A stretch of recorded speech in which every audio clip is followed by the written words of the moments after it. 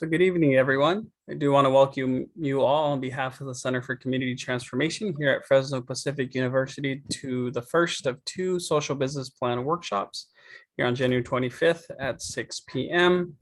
So if this was not the workshop you were looking for, now is your time to hop off the Zoom call. But if it is, welcome, and we're looking forward to talking with you today. A couple things here that I do want to mention. Is of course business plan workshop. Our goal at the end of this is to get you to understand what you need to apply for Spark Tank 2022. For those of y'all that are familiar with Spark Tank has existed for almost a decade now, where it has raised funding and invested seed capital into startup social enterprises in the community. Up to date, we've been able to invest in 52 businesses. And one thing that we have loved to see in some of this metric and what we're tracking in our businesses is the longevity of the businesses and the startup success rate, where we know at the end of a year, 90% of startups fail. And we've been able to see 48% of our businesses survive past year 3. And oftentimes, I think we attribute that to the care in building a social enterprise that we take, and not underestimating how tough it is to run a business and how tough it is to have impact in the community. And so we want to hold both of those well together. So our hope at the end of this is that you will walk away with the tools to launch more social enterprises in the Valley. And so here's a couple things I would say. Reality is Fresno makes the top of a lot of not great lists. And that's just our reality. I'm a Central Valley kid, born and raised, and have planted my roots here. And so I love Fresno, but I also know that the work that we do continues to put us in trajectory to experience more flourishing in our valley. And that's what I hope for future generations to come. And what we realize is that if we do what we've always done, we will end up with more of the same. And for us, we really do see business as vital to community well-being, as well as transformation in the community. And so I say this because most of the time when folks think of solving a problem in community, they'll start another nonprofit. And this isn't to say that nonprofits are bad. This is to say that nonprofits start up and they start competing for this ethereal 10% in community that other nonprofits, churches, and community benefit organizations also tap into. And we know from the Pew Institute that number hasn't budged from 1920 until 2020 from between 9 and 11%. And so our encouragement is to seek non-charity solutions to poverty alleviation and addressing other community problems that taps into the other 90% that businesses use so well, not always to benefit community, if we will say. The other reason why Spark Tank exists and why we focus on social enterprises is that startup capital is super expensive. Or in reality, it doesn't exist. And so we want to be able to take the risk out of people's creativity in the community. And then finally, we want to reduce risk and increase equity across the Central Valley. So right now, here's a social enterprise calendar. I'll also email this to you all so you have this as an individual flyer. But right now, first social business plan workshop will also have the same workshop on February 9th. So if you're wanting to come to this workshop again, great. But just letting you know that it will be the exact same workshop on February 9th at 10 a.m. After that, we do have a deadline to submit, which is February 23rd. And then after about a week and a half, 2 weeks, you'll then receive potential acceptance to pitch at Spark Tank, which then March 15th, it's pitch day. And at pitch day, if you are invested in, part of the stipulations of Spark Tank is that you also are scholarshiped and then funneled into what we call a Social Enterprise Academy, which is a 2-month accelerator program, which takes you from idea to startup in those 2 months. And so in that time, again, working through every facet of your business, assigned a business coach. And then finally, at the end, once we're off and running, we have a Social Enterprise Expo, which consider it like a launch day. And so I think in the past, obviously with COVID, we're hopeful that this could be something that we do in person as we've done in the past. But usually, 150 folks, 100 people in community are attending an event like an expo to celebrate the social enterprises launching in our Central Valley.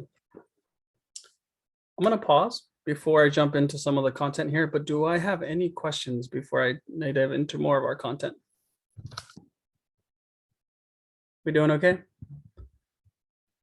All right. So where we're headed today.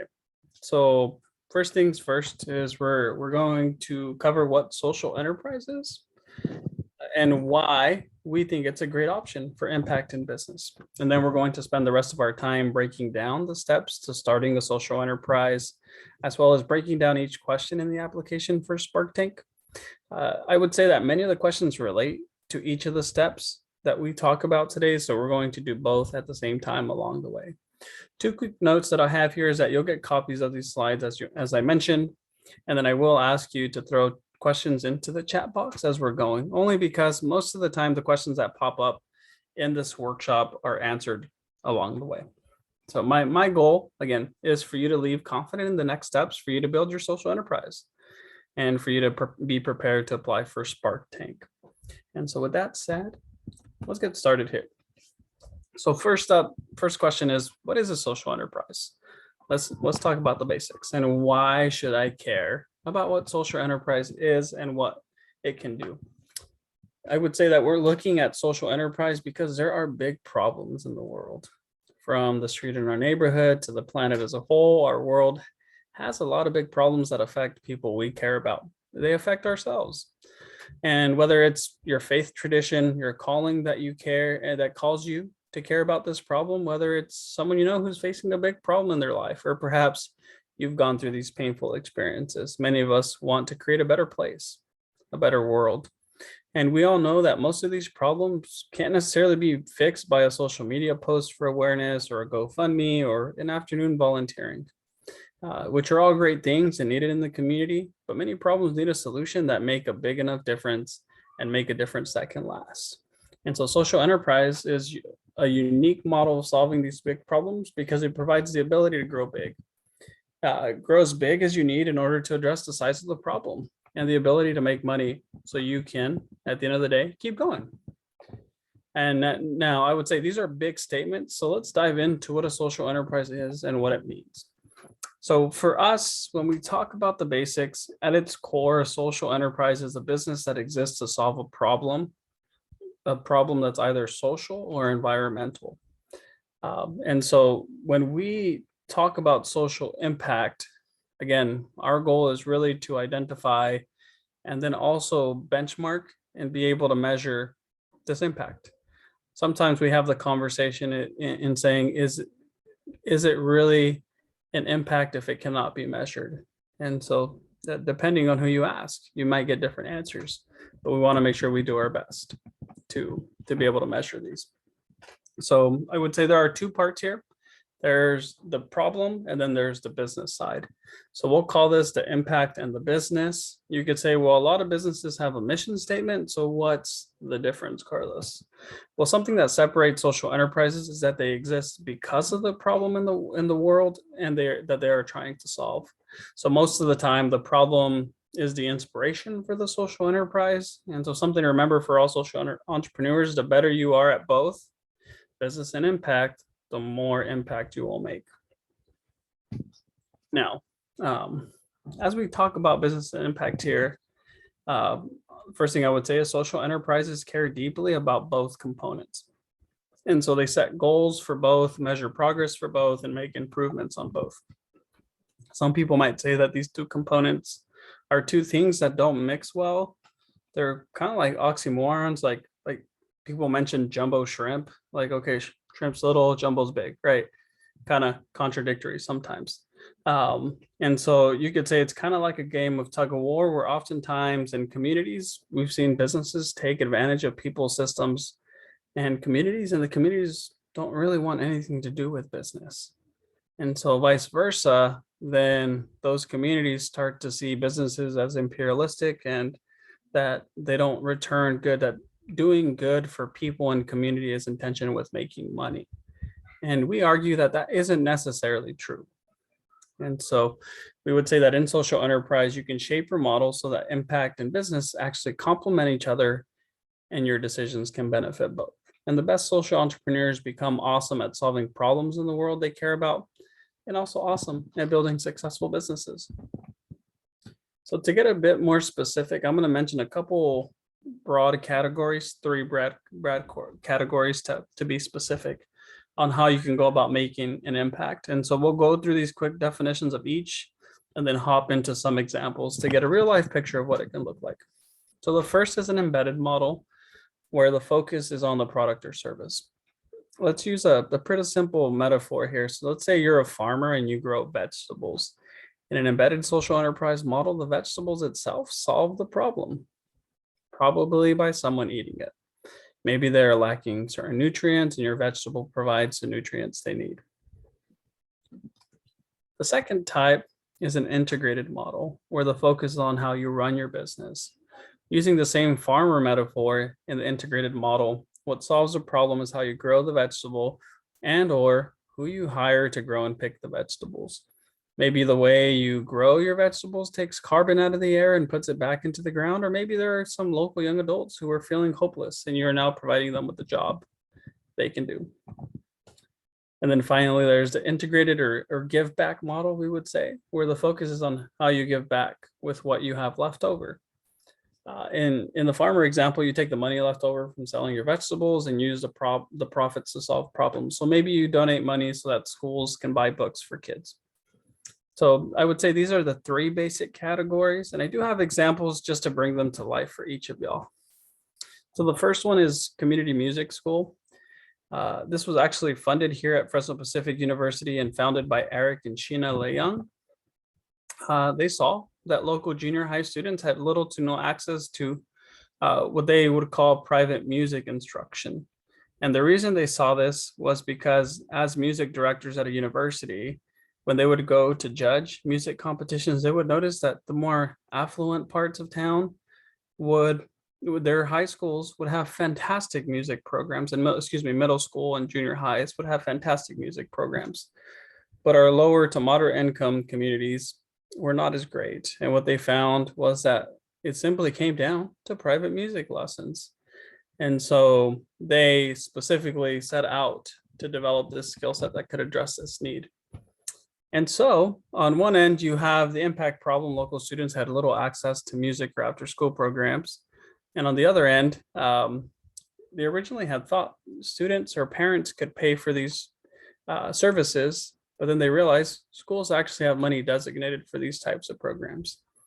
And so their business problem was that, schools needed more programs for students to participate in.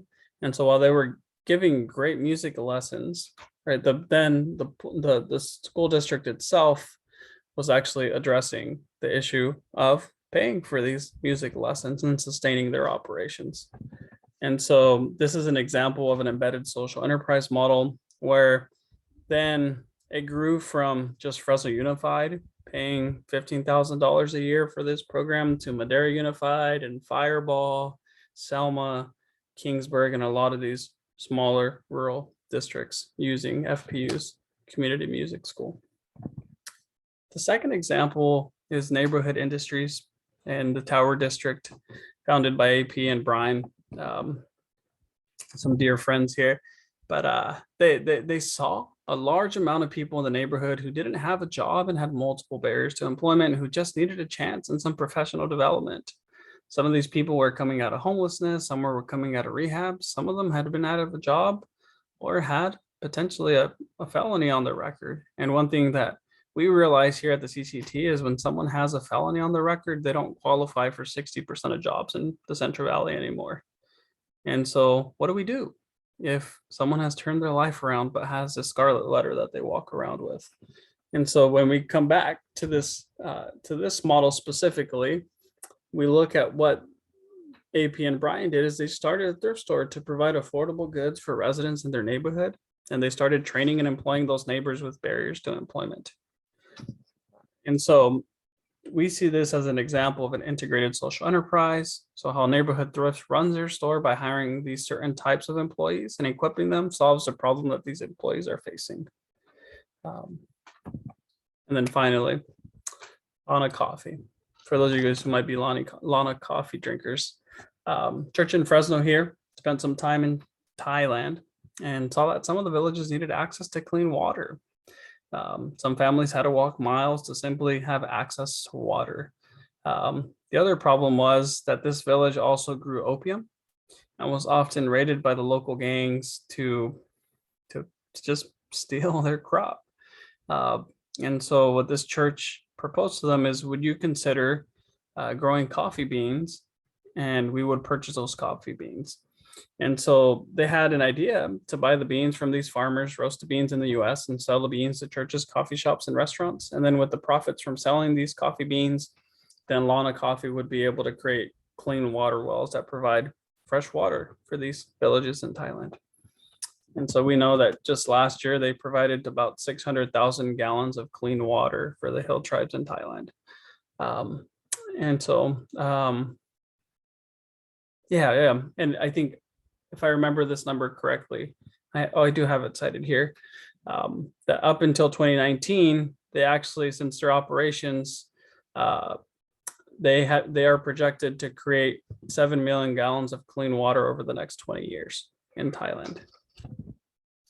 And so again, this is an example of an external social enterprise. How Lana Coffee uses their profits solves the problem of a lack of clean water wells in Thailand. However, I know that these don't build they don't build these clean water wells themselves. They actually send these profits to a local nonprofit in Thailand who builds the water wells. And so we'll see again this external model. So I know I've hung out kind of in this ethereal piece of kind of breaking down the different models, but do I have any questions before I keep going?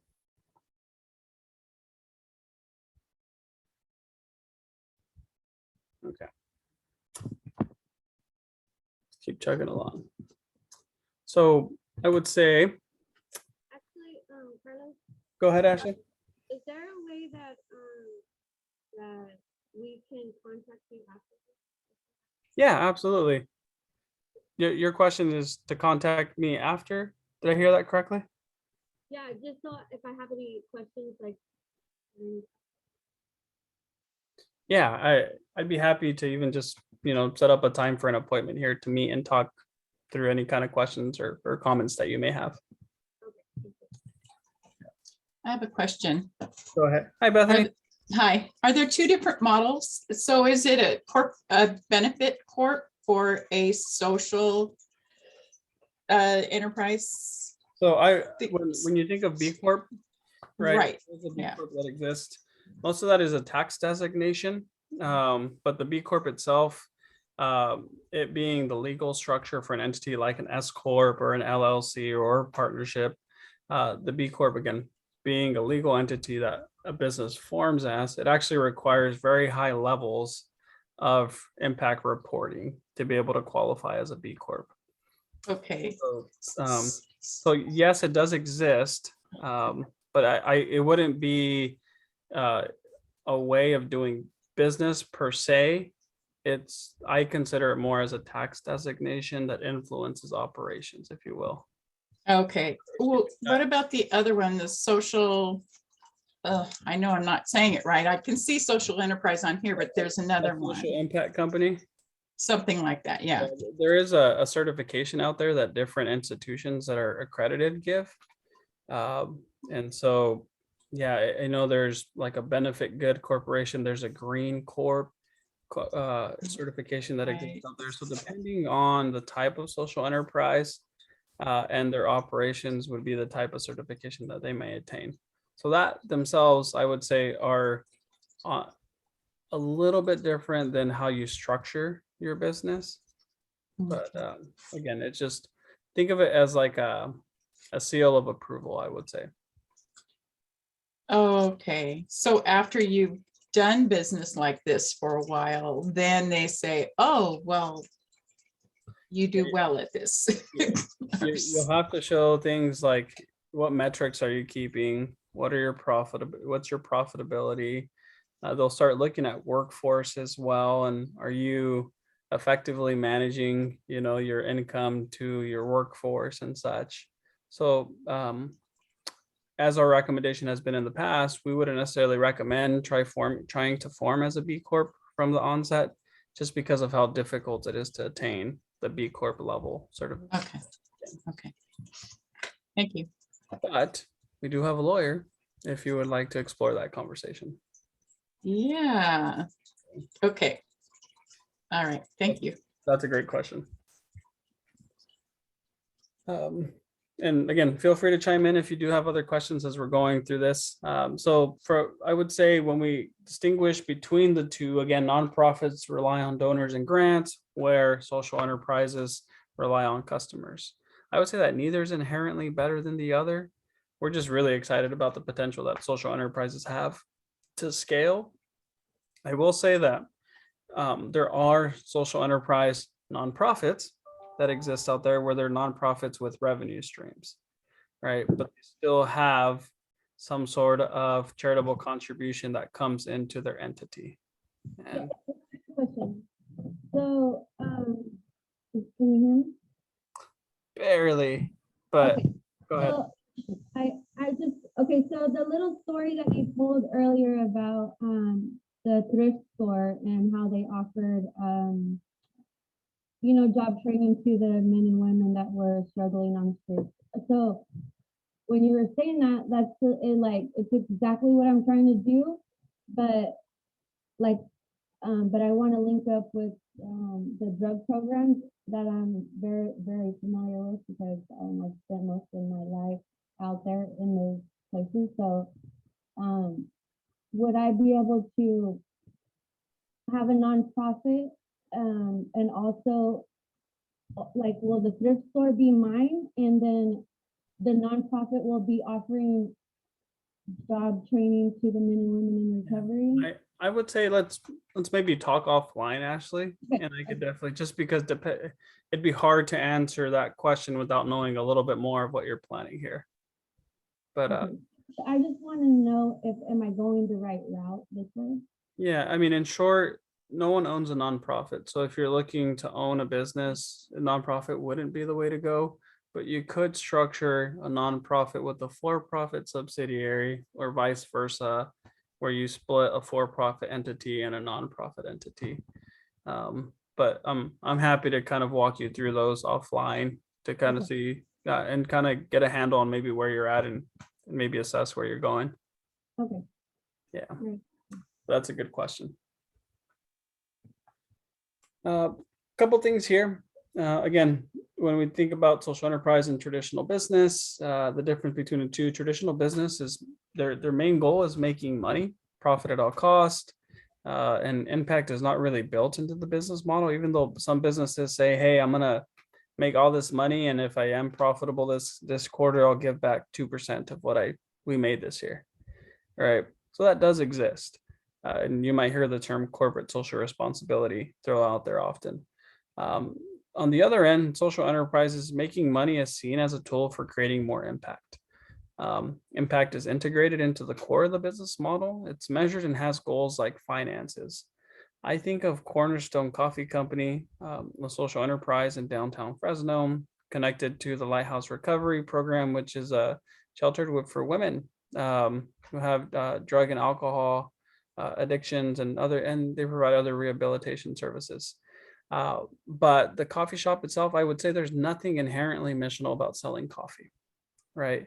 However, they provide the woman workforce training, and they also know that, hey, I need to sell $50 worth of coffee every day to provide for this one bed for this one person, right? And so that impacts their goals of, hey, if I need to fund 10 beds tonight, I need to sell X amount of coffee cups. So do you see how kind of that narrative changes and how that influences the operations here?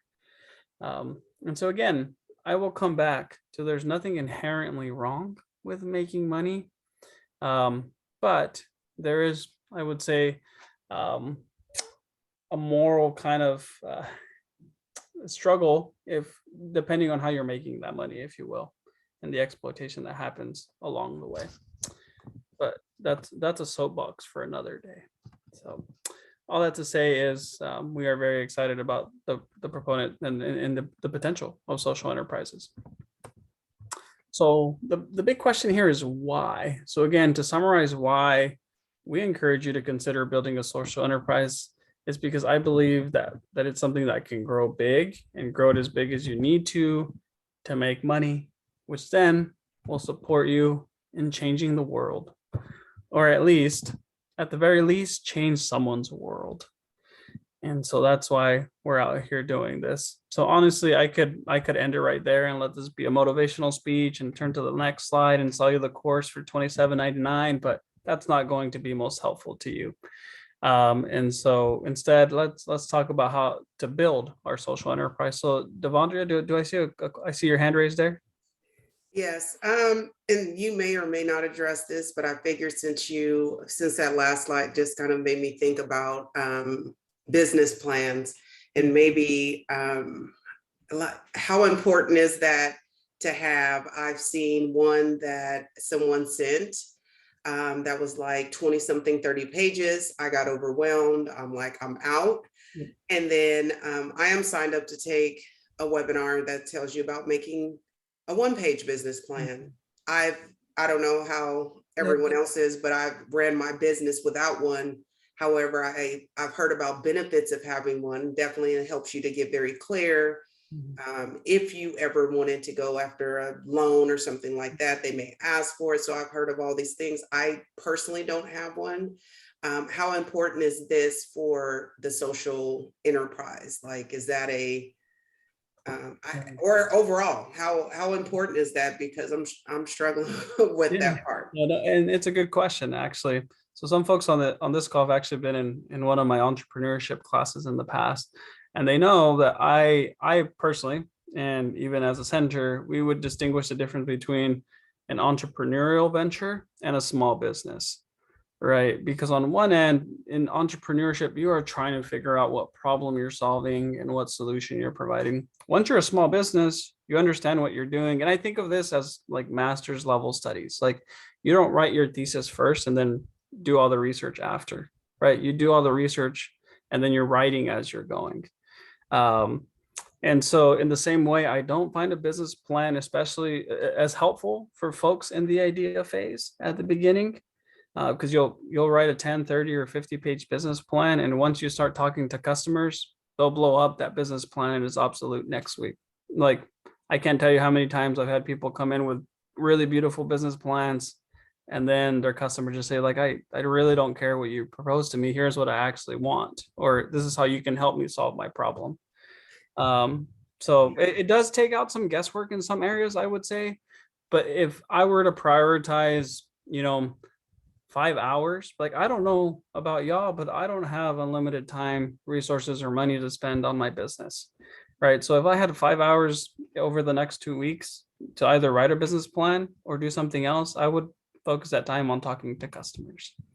I love to hear that. Thank you, because I've been like, well, do I really need it? I have been in business for 6 years and then really honing in the last year and a half without one. And so I just was wondering how necessary, but I like the analogy you used. However, I think there's one other clinician on this call. Clients don't really care about what modality you use. It's about, can you fix me? Can you help me? I need to be the best version of myself. So I kind of use it as that as well. So thank you for clarifying. And I would come back to I do find business plans to be helpful once businesses are established. It lets you figure out like who you are as a business, who's on your team, what customers you focus on, your legal structure, all the above. And especially as if you're a growing business, right? And maybe you want to purchase the building you're leasing, or other areas, right, where you might need lending capital. A business plan is going to be necessary in that process. And not to mention for other businesses who might be looking for investment over the years, right? They're going to need a business plan. So I don't want y'all to hear me and say Carlos thinks business plans are evil or terrible. Like, I think they're great. I just don't find them necessary in entrepreneurship. So, so for our Spark Tank purposes, we do ask for a business plan, but it's 2 to 3 pages long. And we're having you answer specific questions that we feel help us understand. And one thing you'll know is that you'll be submitting these business plans, and a group of business judges will be then looking at these business plans through 3 lenses. And I'll talk about these: impact, viability, and creativity. Right. And so no, we've been at this for almost a decade. And so there's a lot of ideas that have come through here. And so judges always like seeing, new creative models as well, but also, how successful could this be and what kind of impact could this business have? But it's a great question. All right. How are we doing on time? All right. I'm proud of myself. It's only 6:30. So how do we get started? I think it is a good question for us tonight. And so I would say, if you've ever tried to start a social business or any type of business, you'll know it's pretty overwhelming to try and figure it out, because there's so much you have to figure out along the way. Like, what is step 1? And oftentimes when I talk to entrepreneurs, they've been working on step 22 and 23 and not the first 21 steps that they should have worked on. And so it's really difficult when you have to write dozens of pages pretending like you know what's going to happen. And then COVID happens, and then that just changes the marketplace or consumer behavior. And so again, I found it to not be the most helpful for aspiring social entrepreneurs. And that's because in the real world, you have to do small tests as quickly as possible to figure out if your business idea is going to work or not. And so I come back to, we don't have unlimited anything to really be able to waste a bunch of time. And so because of this, we use what we call 6 steps to building a social enterprise. We would say that this takes the best parts of traditional business plan and lays it out in a practical way and also an effective way, so you can test your ideas quickly. You stop wasting times on things that are unnecessary, and you make sure you're always pointing in the right direction. You'll often hear me say, fail fast, fail small, and fail forward, right? Because we want you to learn from the things that don't work.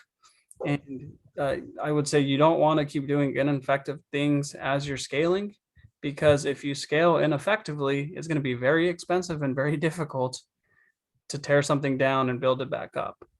And so I just mentioned that here. So again, the fail fast, fail small, fail forward concept. Now, quick question, and I may have already brought this up, but how many of you have unlimited time to spend on your business idea? Just throw your name in the chat. Right. So we'll be honest, none of us really have unlimited time to spend on our social enterprise. And so again, the encouragement here is, let's figure out the best use of our time. And so I say that partially as a joke, but this is something that almost all entrepreneurs struggle with, whether they are focused on impact or not, is what I should be focused on. And I would say the biggest entrepreneurial sin in building a business is, I'll just work more hours and figure it out. Right. And even though you're not paying yourself, right, you're actually taxing yourself in other areas of your life. And so consider this again as we talk about that today. So my hope is that the content we're sharing today will help you understand that. I would say kind of the best feedback I ever gotten through this is that, I didn't know what I needed to focus on or do next, but now I know exactly what to do next. And so I've been through this workshop a couple times. And so again, I'm going to be sharing all of this with you when it comes to presentation and to the handouts for to apply for SparkNIC. So the first one in our steps here is find a problem. I know that that sounds kind of silly sometimes to think about, but I can't tell you how many times folks come into help at the SBA or the SBDC, and they're really all about their solution, but have never really understand the problem they're solving in the community. And so I would say, even though you're currently muted, you're probably sitting at yourself, and maybe someone's watching this recorded 3 years from now. I want you to read this out loud for me. What's number 1? Find a problem. Okay. Find a problem. Thank you. Let's go and jump to the next one. What if you have like too many problems you want to solve? I think sometimes it's the polar opposite is that's the clarity that some people need. Especially when you're in the field that I'm in, you see all the problems that you want to tackle because that's what you do. That's, I mean, it's partial problem saturated and really heavily solution focused. Yeah. So I think I would say you better have a great team, or better be able to clone yourself in the process. oh, trust me, this is, my daughter's 18 and I'm already starting. But yeah, I get it. Yeah. But that's a reality for some entrepreneurs, right? Is there's a lot of problems that one can focus on. And actually part of this process is we will talk about questions to ask to figure out which problem should I be focusing on. Because I think that's also a good question is I have a lot of problems to solve. Which one do I want to focus on? And some of them I would say mean more to you, to your heart as an entrepreneur, as a person. And some of them might be more profitable, right? Or actually give you an ability to sustain your operations where then maybe it's not the first problem you solve, but it's the third or fourth problem that you come back to. So keep that in mind in this process. Number 2 is talk to customers. And you've heard me talk about this already, but I can't tell you how many times someone comes into a course or in for help for their business and they've never talked to a customer. Most of the time because they're terrified of what that customer is going to say about their idea. But again, if your customer doesn't like your idea, they're probably not going to pay for it. And so just keep that in mind. The next one is brainstorm solutions. This is when you start thinking about how am I going to solve this problem? And you might already have ideas, but this is where you really should bring them in. Entrepreneurship in the past used to be, think of like launching a rocket, right? Like it has to be perfect. It costs a lot. And if you're off by 1 degree, it's a catastrophic failure, right? Like everything has to be perfect for the launch. And again, we don't have unlimited time, resources, and money in our ventures. And so that's a very hard way to go about doing it. And so I really think about getting to our destination, like driving a car, right? This road's blocked, so you turn right, then you turn left, and then you're just finding your way until you get to the destination.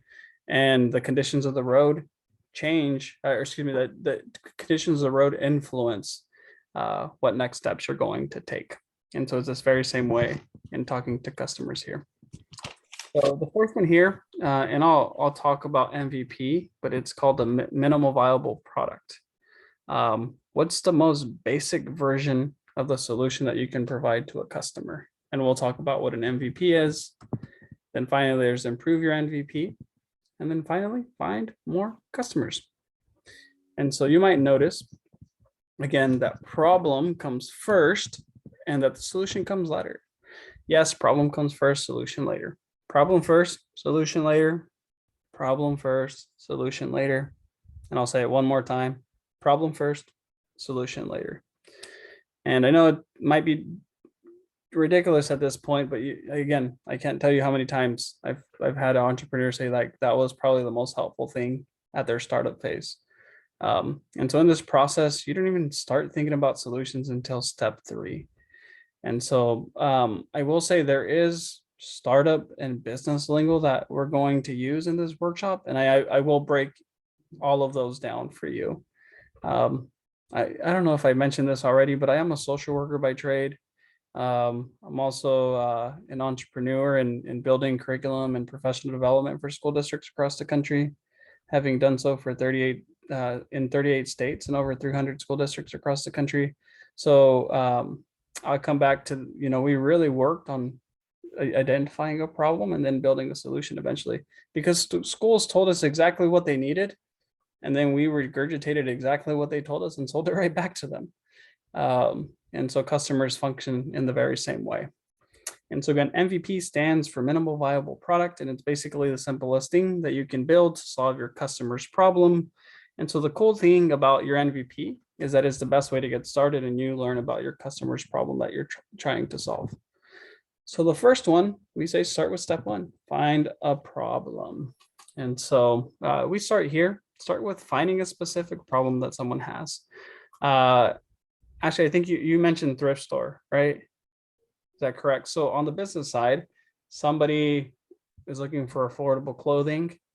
Maybe someone's looking for a good find when it comes to, when I think of whether it's like for a Halloween party, or maybe you have what do they call the thrift store folks that like go and hunt stuff down and then the resellers, I guess. Um, and then finally, maybe you have someone who doesn't like purchasing Consignment stores. consignment stores. Yeah, consignment stores also. But and then I think of, folks who only would never buy something firsthand. And so these are all problems that people are trying to solve along in the process. And so again, if you came here with an idea for a social enterprise, let's take a second to think about that idea. Where did your idea come from? What inspired it, or who inspired it? And hopefully what inspired it is a problem that you see someone has, right? I've had folks that come to us and say, hey, Carlos, I have my grandma's pie recipe and it's the best in town, right? And oftentimes they're not lying. I mean, Cynthia told me she had amazing barbecue sauce, and she has amazing barbecue sauce, I got to tell you. I don't know how many bottles I've bought from her at this point, but right, I think of the pie recipe and people tell me, all right, people are going to drive to okay, I live over on like Fowler and Butler area here in town, right? But someone will open up a shop on like Herndon and 99 and say, hey, everyone will drive over here to come get the best pie in town. But you know what? Even though I want the best pie in town, what I really want is something accessible, affordable, and again, something local to me. I'm probably not going to drive there. And so even though I would like a quality and delicious pie, it's not the number one problem that they're going to solve for me. And so I'll come back to this quote we'll often use is aspirin will always outsell ice cream, right? Aspirin will always outsell ice cream because one, inherent pain or problem always needs solving versus people pursuing pleasure, right? So keep that in mind when it comes to these ideas. And so now, if you can't think of a problem that your idea solves right now, like that's no problem. Let's keep going, and the connections may start to form here. So again, if you can't think of a problem yet that your idea solved, that's okay. Let's keep going, and let's hope that we can find it along the way. So, but before we go any further, we keep talking about problems, but what the heck is a problem? Right. And so in business, we think of a problem in a few different ways, and hopefully this may be helpful to you. A problem can be a pain point, a frustration, or a difficulty that someone has. Here, we're focusing on a point of friction that someone has and determining that this is a problem for them. Another way to think of it is to imagine the other halves of these sentences that you may hear. I wish such and such. This would be better if XYZ, can you believe blank? That's just not right. Right? These are all examples of key phrases that we and others use to talk about problems. You probably find these in your life. You probably think of maybe 2 or 3 that you said throughout the day, right? Because I know I do. And so and clearly I would say if you want to look at some of the most severe problems in the world, look for examples of injustice, inequality, oppression, and equity. These are problems that tug on our heartstrings the most, and maybe one of these is what brought you here today. So to provide a little bit more clarity, here are some examples. I have so many things to do every day, and I can't keep track of it all, so I end up forgetting some of them.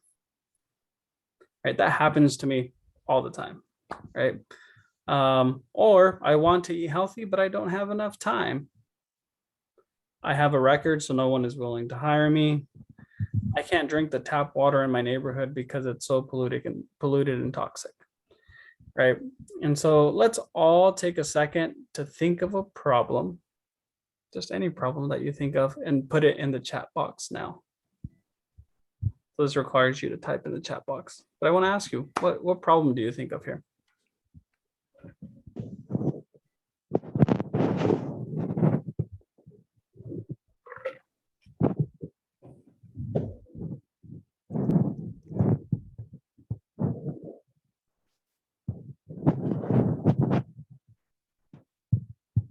relationships, trauma, parenting, all the above. Yes, yes, and yes. Homeless breaking into houses, taking drugs. Absolutely. Lacking the ability to advocate for oneself. Yes. Low resources for offenders. Absolutely. Right. So we absolutely could continue to talk about all the different problems that exist. You see health. Yes. And thank you for participating in the chat here. But again, let's come back to the problem, right? So we have some examples here, but I will say that in the arena, when we talk about problems, there's broad and then there's specific problems. Oop, I see a couple other examples: mental health access and mental health education. So I would ask you, like, what would you rather try solving, a broad problem or a specific problem? Specific. Specific. Specific. Mhm. Anyone trying to focus on broad? Sorry, Ashley, we could barely hear you. I want to hear you, but I feel like we could barely hear you. You're going for broad? Okay. And then, so for instance, some broad examples include homelessness, reducing waste, poverty, and the such. On the other hand, some examples of specific problems include homeless veterans need transitional housing for 6 to 18 months to help them get back on their feet and qualify for specific services available to them. Right? Or myself, being a rural kid, growing up, many rural schools and apartment complexes can't afford to have their recycling picked up in remote locations, so they have to throw the recycling in the trash. Right? Like, these are pretty specific problems, if you would. And so, in our opinion, we would say that if you have a specific problem, you're going to have an easier idea to be able to find a specific focus and to also structure your operations, right? With broad problems, it's hard to know where to start. It's hard to sometimes understand what you need to do to make a meaningful difference. It's hard not to waver from idea to idea in the broad category. Because again, homelessness, you can say it's jobs, you can say it's mental health, you can say it's housing, right? Depending on who you're talking to. And so with specific problems, you can find a more clear place to start, and you can make a more meaningful and measurable difference with the problem you've addressed. And I would say it's a lot easier to stay laser focused, and that becomes key, because one of your biggest gifts that you'll be able to give your business is your focus, if I'm being honest. And so we want to make sure that as we learn more about the problem, we're narrowing in on a specific problem that someone has. And so as you may have already noticed in social enterprise, there are two types of problems that we're trying to solve. The first one being that of impact, and the next one, business, right? So you have an impact problem and a business problem. And so as I shared before, sometimes they can be one and the same, but at its core, the impact problem addresses an issue in the community. This can be considered your cause or your North Star, and it's typically easier to care about. It's likely what inspired you and your idea to start. And then the impact problem usually feels like the heart of the mission and the purpose of the business. Oftentimes, it can be the rallying point for your team to remember why they're doing the work that they're doing. And at some point, your customers will want to buy from you because of your mission. I'm going to be honest, though, not all, but some. Not all customers care about your great mission. They just care about a quality product or service. But some people do. And so keep that in mind. On the other side of the coin here, the business problem addresses a business pain point. So here you're finding someone who will pay you for the product or service you're offering. And this is the engine that keeps the social enterprise going. And so the business problem is where you make your money so you can stay alive and grow. So we actually have a phrase around this idea: no money, no mission. More money, more mission. And so it gets funny after you say it 100 times, but it's actually pretty true, right? Because in social enterprise, growing sales grows your impact. And so that's a big push for us in the world of social entrepreneurship. This isn't to say that success is a $1 million, $5 million dollar model. Success is your idea of what scale and what impact looks like. And so we don't want to dictate that for you. We want you to be able to say, this is how big I want to get, or maybe I want to be this small and focus on this specific niche or area. And that's okay. But again, the goal here is to grow sales, to grow your impact. Cynthia, did you have a question there? You're muted, by the way. Sorry. You're the first one. Okay, on when you were saying that, okay, we identify what our mission is. And in doing that with our product, if you're in a, okay, because right now mine is from, I tell a story hand face to face. So I'm having a face to face. So trying to put that in words where you're not looking at an individual and giving in that, I think that's my challenge, is trying to articulate our mission, pulling that heartstring. I get a sale, I get cases sold, because they want to back the mission. But if it's on a shelf and I'm not there telling my story, that's like, I'm trying to envision what that would look like. And we can take that multiple different ways to try to identify maybe what catches the attention of somebody if they just see it on the shelf, because that becomes a human capital problem. Is you can't be with every bottle that you ship to every store to sell, right? And so there needs to be another level of, what kind of awareness are you building about that bottle? What kind of partners are pushing your sales as well? What kind of collaboration have you built for people to know that, your barbecue sauce is great, but it also has a great mission to where their, the profits are going to. And so, we can talk a little bit more about that too, Cynthia. Okay. But you're right. I mean, that's a problem that great mission organizations struggle with. With also talented people, right? Is if the talented person is not there, or the person with the heart, or the founder, then it's not as effective, if you will, at least on the story side.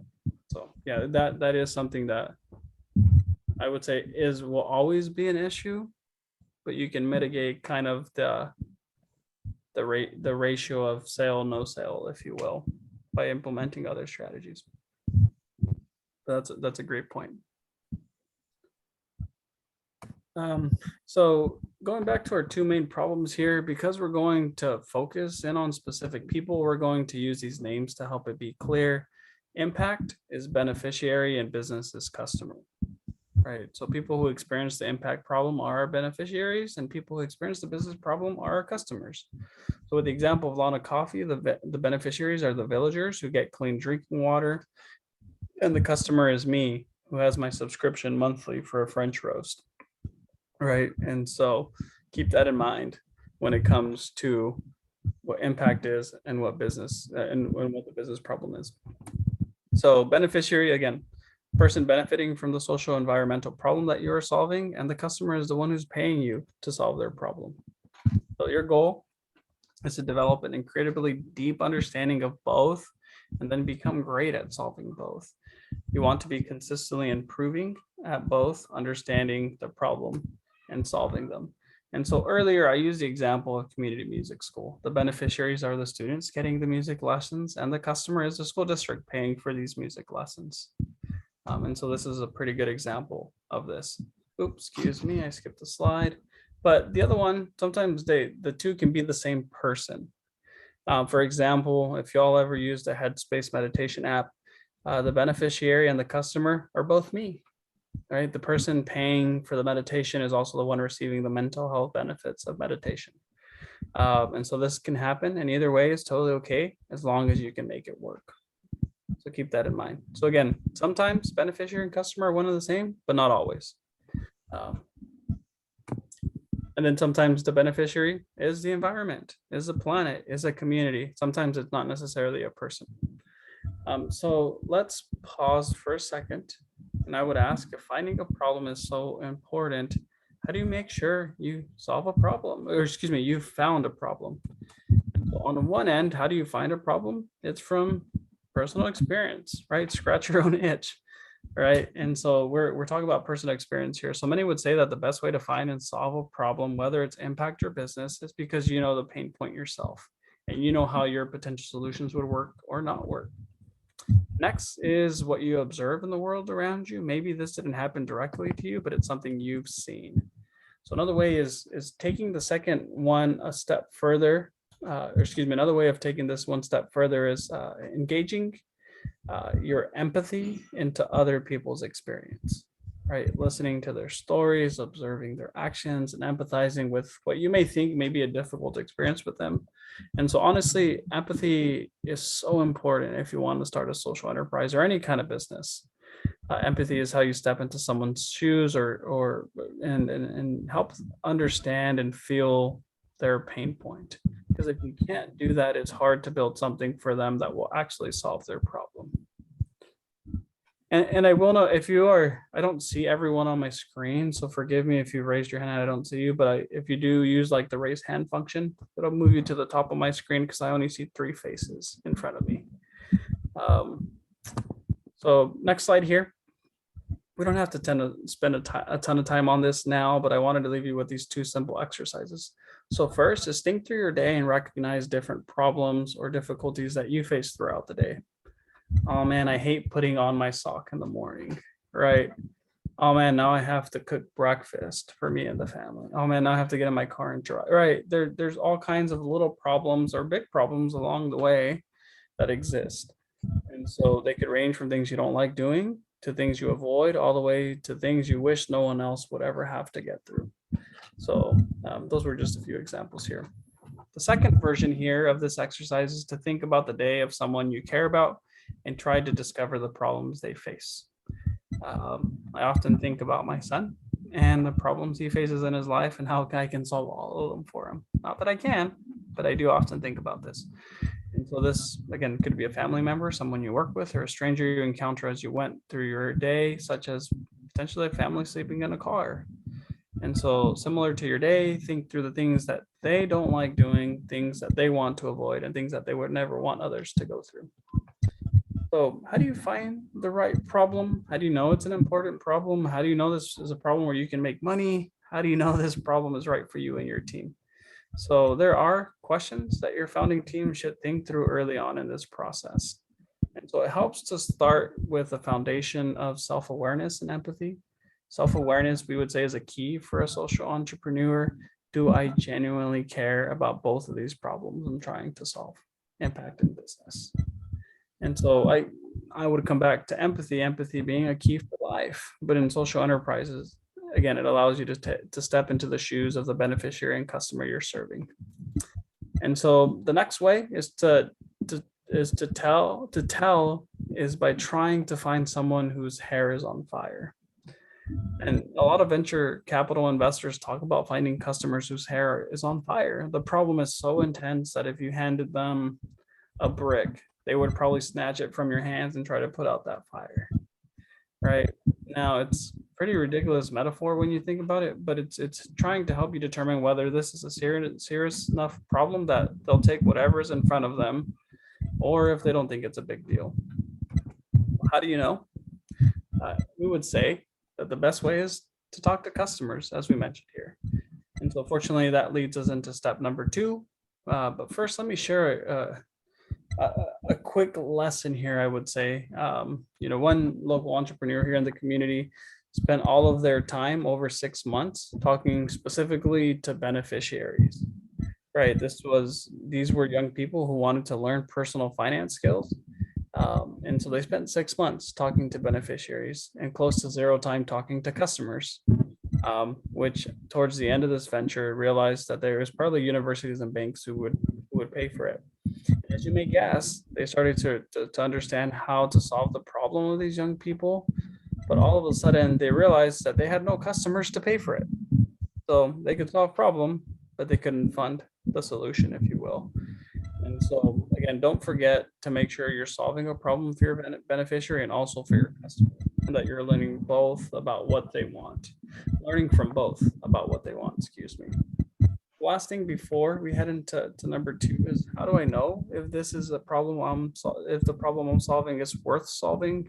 I have 8 questions here from the director of Y Combinator, which is, you guys know companies like Airbnb and Stripe. They are a unicorn. They produce unicorn companies, which are companies that reach $1 billion value in under 1 year. But they really focus on 8 specific questions. And Eric Ries also is the author of the book called The Lean Startup. It's a book that I recommend to any startup entrepreneur. And I'll stick this in the chat for y'all. So these questions were designed for evaluating business problems, but I think almost all of them can help you evaluate impact problems as well. So again, I would say you're going to get a link to this PowerPoint and presentation, so don't hurt yourself trying to write all these questions down. So first 4 questions, right? How intense is my customer's problem? How often does my customer have this problem? Do my customers know they have the problem I'm trying to solve? And how many people have this problem? And so I love the first 2 questions, because when you're thinking of a new idea, ask yourself, how intense is the problem I would be solving, and how often do they have that problem? And then the next 4 being, are they willing to pay me to solve it? Have I experienced this problem myself, or do I know anyone that has experienced it? Could I build a solution for that problem? And then how easy is it for me to find customers, or for them to find me? And so I would actually run through these 8 questions, both for impact and business, that you do land on. And so just a quick note here, the problems you choose don't have to be problems that no one else has solved before. It doesn't even have to be original.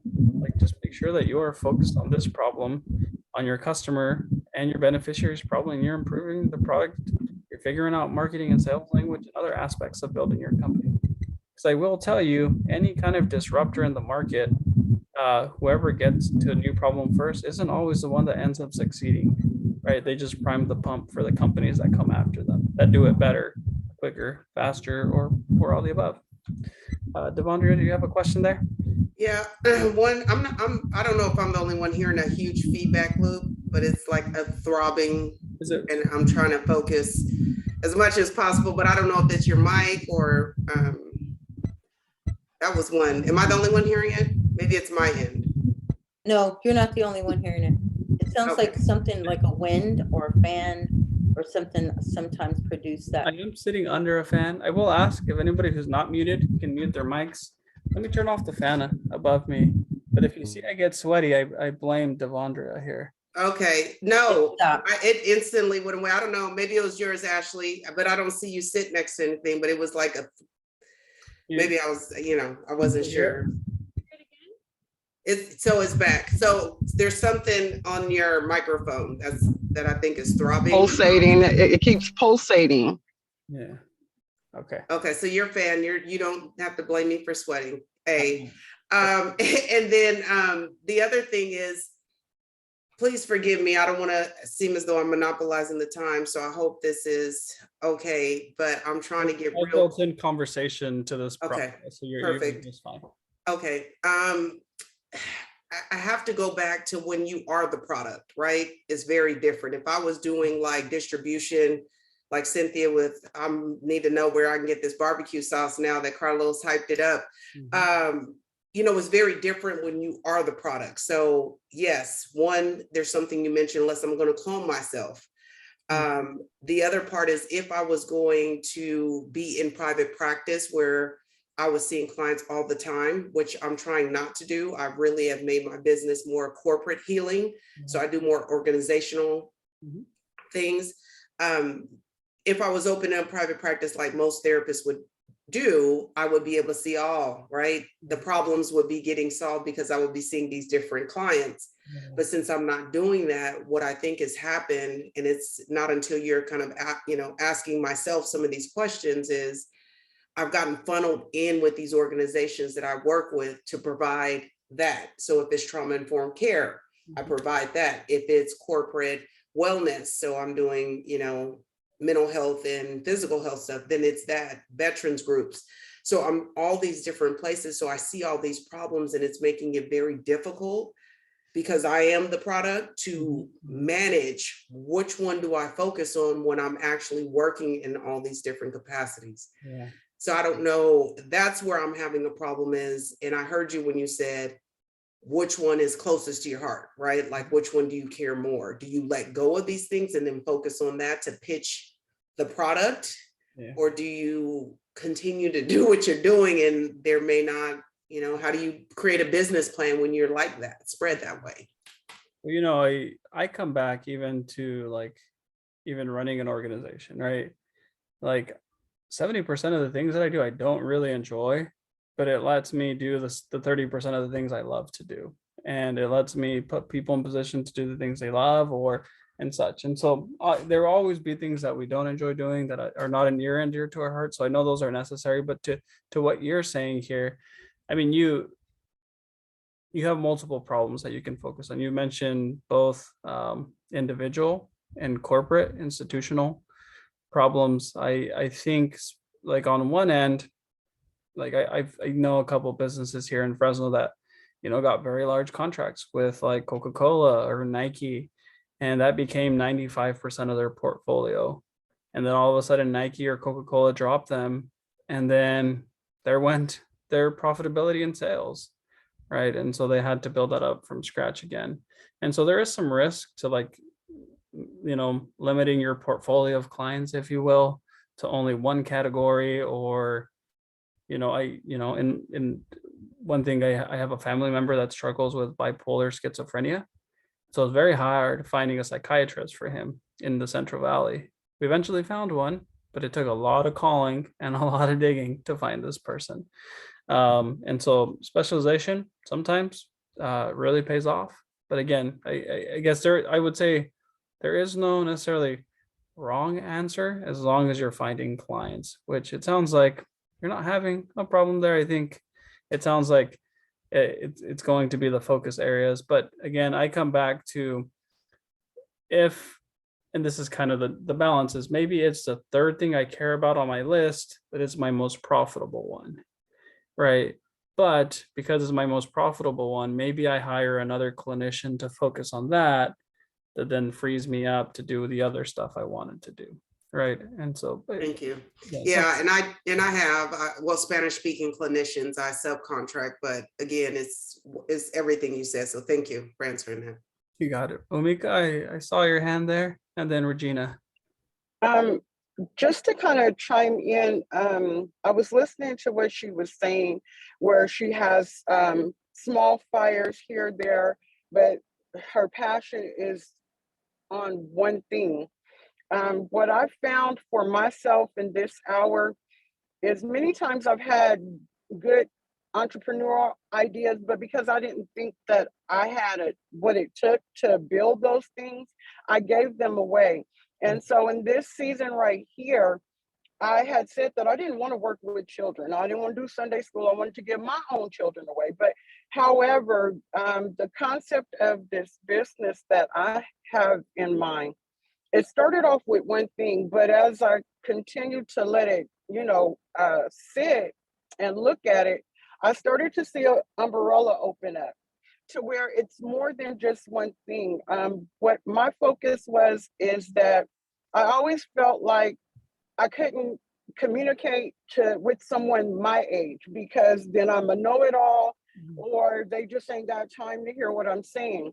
But then it was given to me, and when I say given to me, I'm a spiritual person, that the youth, I can minister and I can speak to the youth. And then the other one was the elders. There's a lot of elderly people that are left behind, no family, and they're just happy for company or any type of help that you could give them. So the umbrella, it expanded to think bigger. And so to kind of ask that young lady as far as like, do she see where it could probably be an umbrella of services where if you're dealing with mental health, we know that everybody can't care for mental health people, but who would be best qualified to, a person that knows that all things are possible, that knows the system, the ins and outs, and then it would be like an umbrella that you could resource Mm, other people that do the same thing you do, but then you're the CEO or yeah. however. But to go back to me, with this that's brewing in me, it's so much everywhere. So I know that it benefits the community, but I don't know how to push it out. Yeah. I foresee the county paying for the services. And what it would basically be doing is reaching the youth. What inspired me was that I had, I'm sorry if I'm taking up too much time, but I had family members that had got caught up in the CPS system and then went to group homes. And I started noticing that once you hit 18, you didn't have the soft skills that were necessary. And when my mother passed away and I was 20, I didn't have no skills because I was sheltered. And so for all of the struggling and stuff that I had to do, it hit me like there's so many behind me and they don't know how to pay bills when they get out of high school. They don't know that there's Yeah. other options. I would say, let I'm me sorry. just, sorry, no, I'm gonna catch you just because I think I love what you're sharing and having heard the, I'd love to even chat offline about your idea and maybe pull that in to answer that question is what is it, right? Because it sounds like, again, you pull one string, right? Having been a social worker in the past myself, right? And then it just, things don't stop coming, right? Especially when it comes to youth or families or all the above. And we can talk about that in many other categories. But I did want to, Regina, did you have a question there? You're muted, Regina. It wasn't a question. It was really a comment about what she was saying. I think she's a clinician and she has the different issues that she's working on. So for me, as a paralegal or pre-law student, what I found is because I was dealing with things like estate planning, and then you would have family law, then you would have criminal. So what I did was really just what everyone else has said. I started to expand my bandwidth. So I'm moving towards a paralegal firm with that. So it really depends on what your goal is, because in the beginning, I pretty much was the product, my services. So instead of eliminating those services, I just started to stretch out, and we really started to move towards a paralegal firm where I had different individuals that would come do the document preparation and stuff like that. Now, putting that by the side, but I know exactly what you were talking about. I think it just depends on whether or not ultimately, for me, whether you want to just hone in on your craft of being the product, or if you want to step back and go ahead and build that entity, like they were saying, kind of step back and start to bring your crew in, so you don't really have to give Yeah. any of your clients or things away. Really just delegate and expand. Yeah. So I think it's great, Thank you. right? And so here's one thing I would jump into, and thanks for the feedback here, guys, and even the great questions. Is I do want to jump into some of the Spark Tank application questions that we have, because I feel like it's a good transition time as we're going through these 6 steps, because these are what the process is going to be looking for. Right. First one's pretty simple, is why are you starting this business? I have a partner, Alex, here. He helps me a lot with the entrepreneurship work and him working at Bitwise. But he asked this question. He says, why are you doing this? Why are you doing this? And why are you doing this? Right. One question asked 3 different ways. The first one is, why are you doing this? It's the why, right? The next one is, why are you doing this? The person. And then, why are you doing this? Right. So 3 questions looking to get to your motivation on why you chose this over anything else that you could choose your time. You could spend your time on, excuse me. So what's your motivation? Why are you compelled to do this when you could do anything else or nothing at all, honestly? And then what are you hoping to gain from this? And so tell us about why you're doing this and why you keep doing it when things get hard. The next question here is, what is your vision for this business? What do you see this social enterprise doing? Where do you see this social enterprise going? Where do you see yourself going in this social enterprise? If your social enterprise were to grow to your wildest dreams, what would that look like? And what impact would it accomplish? The next question, what problem are you solving for your customer? I think we spent the first hour just hanging out here, right? But that's very core to this process. And why does your customer want to buy this? Here we're focusing in on the business problem, not as much the impact problem, I would say. And so we'd ask that you be as specific as you can. Remember, we want to narrow in on a specific business problem. Use as many adjectives, specific nouns as you can here, even so that we clearly understand the problem and what it would feel like, even if we were never to actually experience it. And remember, the judges that are looking at these business plans, you probably, some of you might have met them in the community, but you know, they won't have the benefit to hear this from you, right? And they're going to be reading this off of business plan. There is a optional video submission section that's just helpful to, you know, because I do know not everyone is an amazing writer. Some people do way better on video. And so we do offer both, but we do require the written portion with an optional video submission portion. And the next one here, what social or environmental problem are you solving? Right, this again is your impact problem. Be as specific as you can, narrow in on the specific impact problem and get those adjectives and specific nouns. Next question here, being the fifth question, is why did you choose this social or environmental problem to solve, and have you experienced this yourself? From what we've seen, when founders are more connected to the problem, impact, or business, they are just more likely to succeed.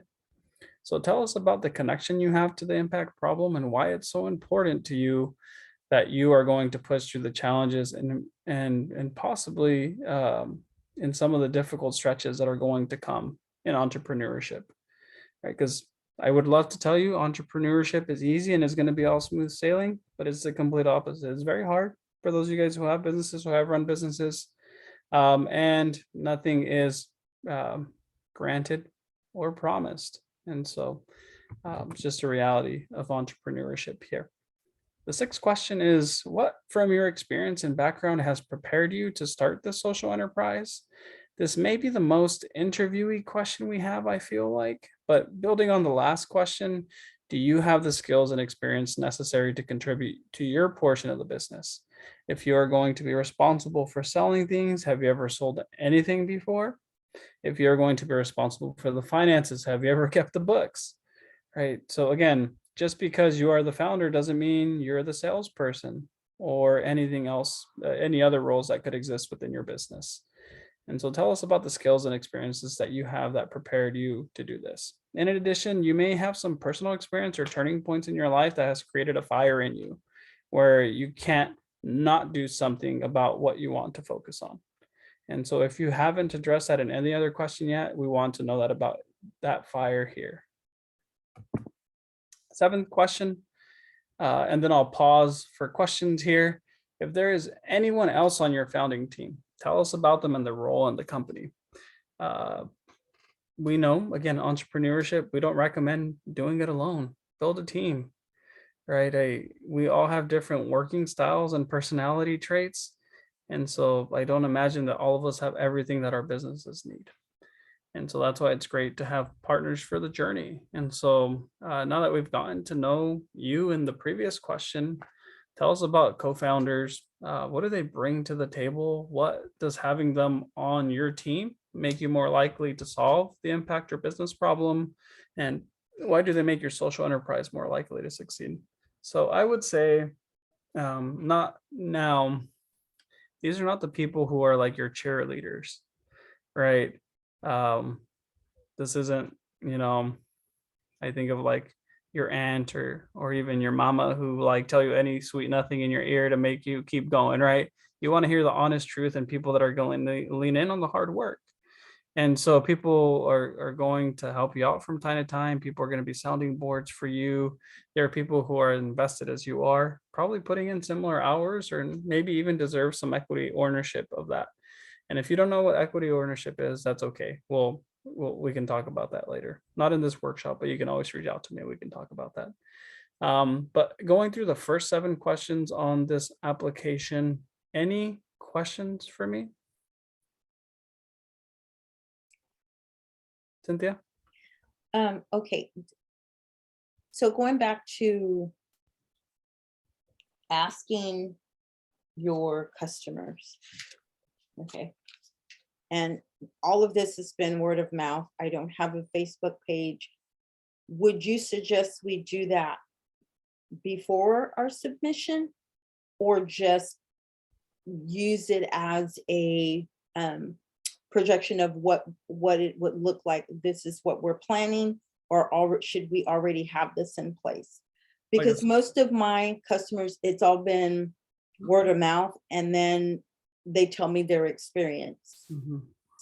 And so my question, I guess, basically is, should I create a social media and say, hey guys, I want to know about your experience, or should I do it more on an intimate level?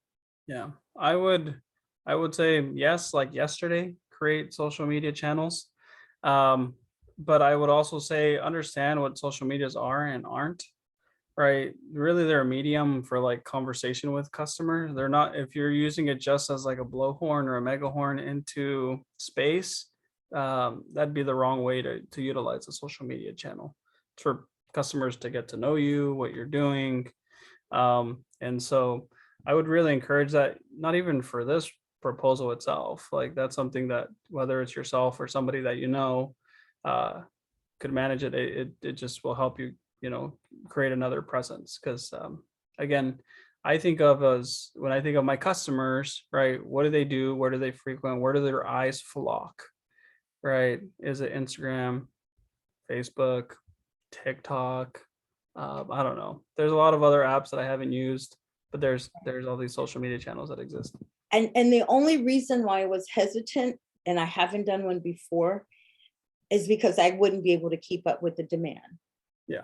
And so I would say that's a good problem. And if that's a reality, then I encourage you to step up to that challenge and figure it out. That's a fantastic problem to have. So Umika, I see your hand raised. I was just gonna add into what she was saying, where she was saying that kind of basically she's not tech savvy as far as the social media networking. That is one of the branches of what I'm trying to do. Is I would have children in the classroom, the preteens or whatever, and they would be learning things like that, and they're already tech savvy. And so with them learning a skill like that, my facility and what I would be doing, we would be able to get back into another business or a community as they're building experience and learning, and we can manage it for her, just to have like some assistance to walk them through and give them the training to where they can build on their own journey. That's all I just want to say. And that's great, Omega. And I would say, there again, you can play. I know restaurants and catering businesses that pay subscriptions to companies, $60 a month to manage their social media channels, right? So there are services and subscriptions like that. I mean, and then obviously there's big buku buck marketing companies that do stuff like that as well. But again, just depends on the stage that you're at. So no other questions before I jump into more of this? And I'll speed through some of this here just because I think like 1 is really core to this, and number 2, and then 3, 4, and 5 are important, but are, I think, for most of us a little bit further than where we are today. Okay. But I bring in this content because I don't want to just give you guys the questions for Spark Tank. I also want to help guide you in that process. So we also hope, this is also helpful for you in your journey, even if you choose not to apply for Spark Tank for some reason. And so let's jump back into these 6 steps. So we talked about step 1. Step 2 is talk to customers. And so the concept of just talking to people can be pretty broad. And so when we talk to customers or beneficiaries, what's the best way to do that? And so what are we trying to figure out when we do talk to them? Here are a few notes that should help guide this for you. First, you should only be talking to people who have the problem, right? Right now, you are trying to learn about this problem and you only want perspectives of people who have the actual problem. So I know I said this earlier, but talking to your mom or your best friend or coworker is not really what we're going here unless they have that specific problem. And so I would say the only other exceptions here are talking to someone who is like an expert in that area, like a social services worker, if you're trying to serve, people struggling with mental health or lower income families, or a therapist to serve people who have experienced trauma. And so these would be incredibly helpful, but those are, I would say, probably the only exceptions when you're not talking to customers, if you will. And then second, the goal is for you to listen. It's not to talk. If you did most of the talking in these learning conversations, you did it wrong. And so it's not about pitching your current idea, and I'll explain more on that a second, but really, again, it's about learning about the problem. And so then when you do talk to them, you start really broad and you start asking open-ended questions. This is because you want them to lead you to their most intense problem in the area that you're interested in. And so you focus in with your questions as they lead you, and you become more interested in something specific that they're saying. And so as you let them lead you to their problem, avoid the temptation to lead them to your solution. Right. And again, this is in the learning process. And so these early conversations almost never end in a sale, and that's okay. I really want to stress that. Because again, the goal here is learning. And so if their problem is really severe and they're ready to pay you to try and solve it, then great.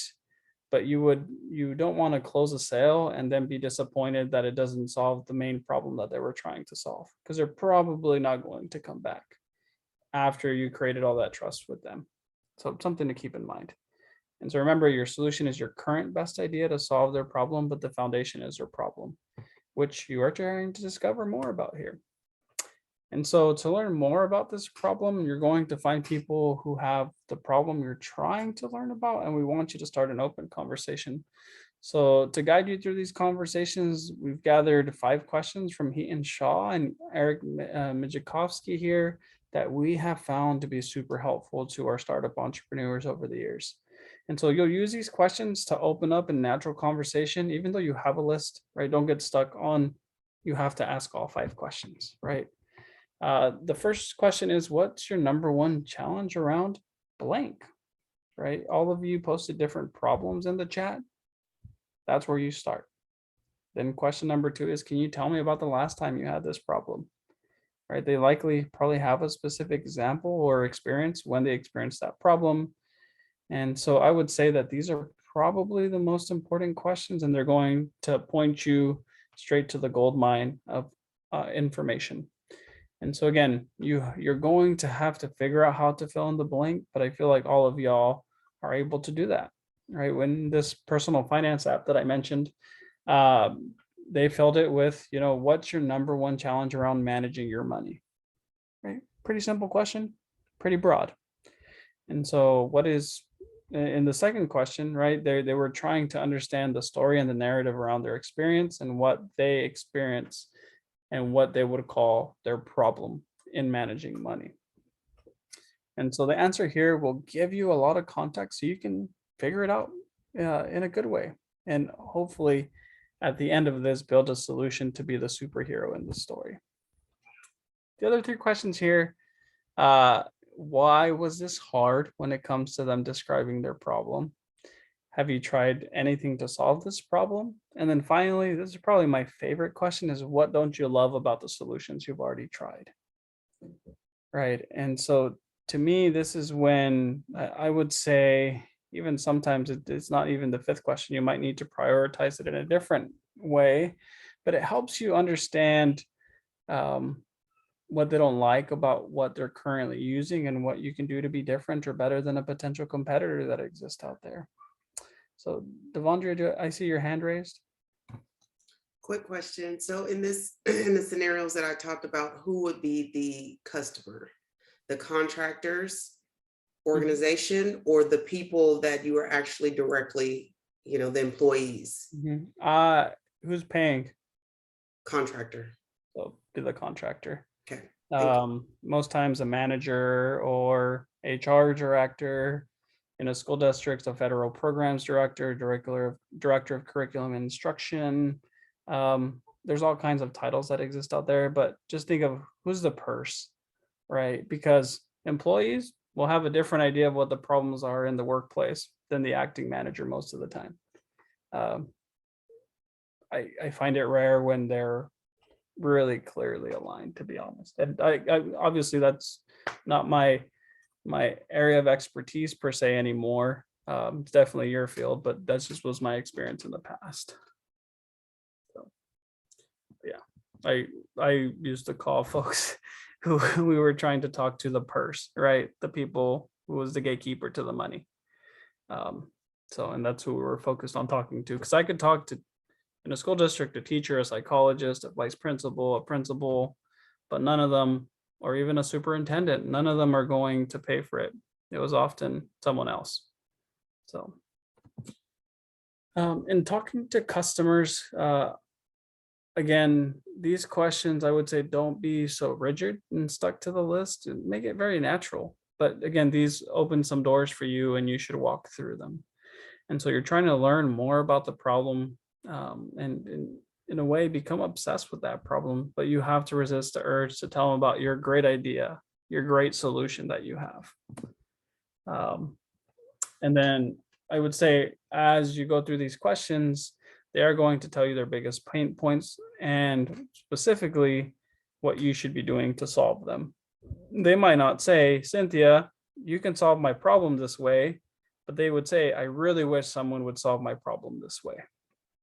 Right. And then I would say, when you're having these conversations, so many things you didn't expect will become clear. You might figure out a name you want for your social enterprise that your customers will respond to. You might figure out how to word your social media posts better. You might figure out where you can sell your product or service and what you should say and more. So again, listen closely to what they say and use the information to guide all of your decisions. Take notes. I still haven't really encountered folks when they tell me I have a great memory and we go into these customer conversations and they don't take notes. They forget a lot of what the customer said or miss a lot of important points. And so really be taking these notes. And so after, step 2, I want to dive into more Spark Tank application questions here. Hopefully excuse me, I skipped the slides here. But the first one being, describe your target or typical customer, right? So after you have a few conversations with people who have this problem, it should be pretty easy to tell us about the typical customer you're targeting for your business problem. What common characteristics do they share? Do they all have similar interests? Do they spend time in specific places? Do they have certain job titles? Do they work at certain types of organizations? Also, why is this a problem for them? And why do they want this to be solved? Show us that you have a good understanding of who you are trying to sell your product or your service to. I came across a lot of curriculum development and professional development companies across the country. And most times I had a good feel for whether they were an effective company when they were saying who their customer was. A lot of time they would say, the superintendent is my customer or the principal is my customer. And that was never true. And that's why we saw a lot of small companies start up and fail over the years, because they really didn't know who the right target customer should have been in this process. And so in the same way, we were able to build a really big database of understanding who most of the time was the right person. And so again, food for thought there. On the other end, describe your typical target, or excuse me, your target or typical beneficiary. Similar to the last question, but again, on this one, you're focusing on your beneficiary. So tell us about them, especially how it relates to the problem that they have. Now, on this one, I find it pretty important to answer, do you have any competitors? Are there any other similar businesses solving a problem? If yes, tell us about them and how you will be able to thrive regardless. And so this third question is definitely, well, I'll take back what I said and it be important, because it actually isn't the most important thing that you find your competitors, but again, in this process, you'll find some alternative solutions that people use. Because even though there is no other personalization t-shirts, company in your neighborhood, that doesn't mean that people aren't still buying clothing, right? So your local competitor is Walmart and CVS that also sells t-shirts. Just because you slot personal logos on it doesn't mean that they're not solving the problem at alternative customer, right? Or I mean, I'll use Ashley's example. Just because there's no thrift store and I don't know where if you have a physical store yet or not, Ashley, but just because there is none in that zip code doesn't mean that they're not solving, their clothing needs in some other way, shape, or form. And so again, don't look just for companies that look exactly like you and offer what you offer. Look at companies that are solving problems you're trying to solve. And again, even if their solution is in a different way. Any questions up until now? We doing okay? All right. Oh, I'm Beth, excited. Thank you. oh, you Thank got you again for doing this. Bethany, do you have a question there? Yes, I have to figure out how to unmute myself. Anyway, my question is, gosh, I forgot it. But,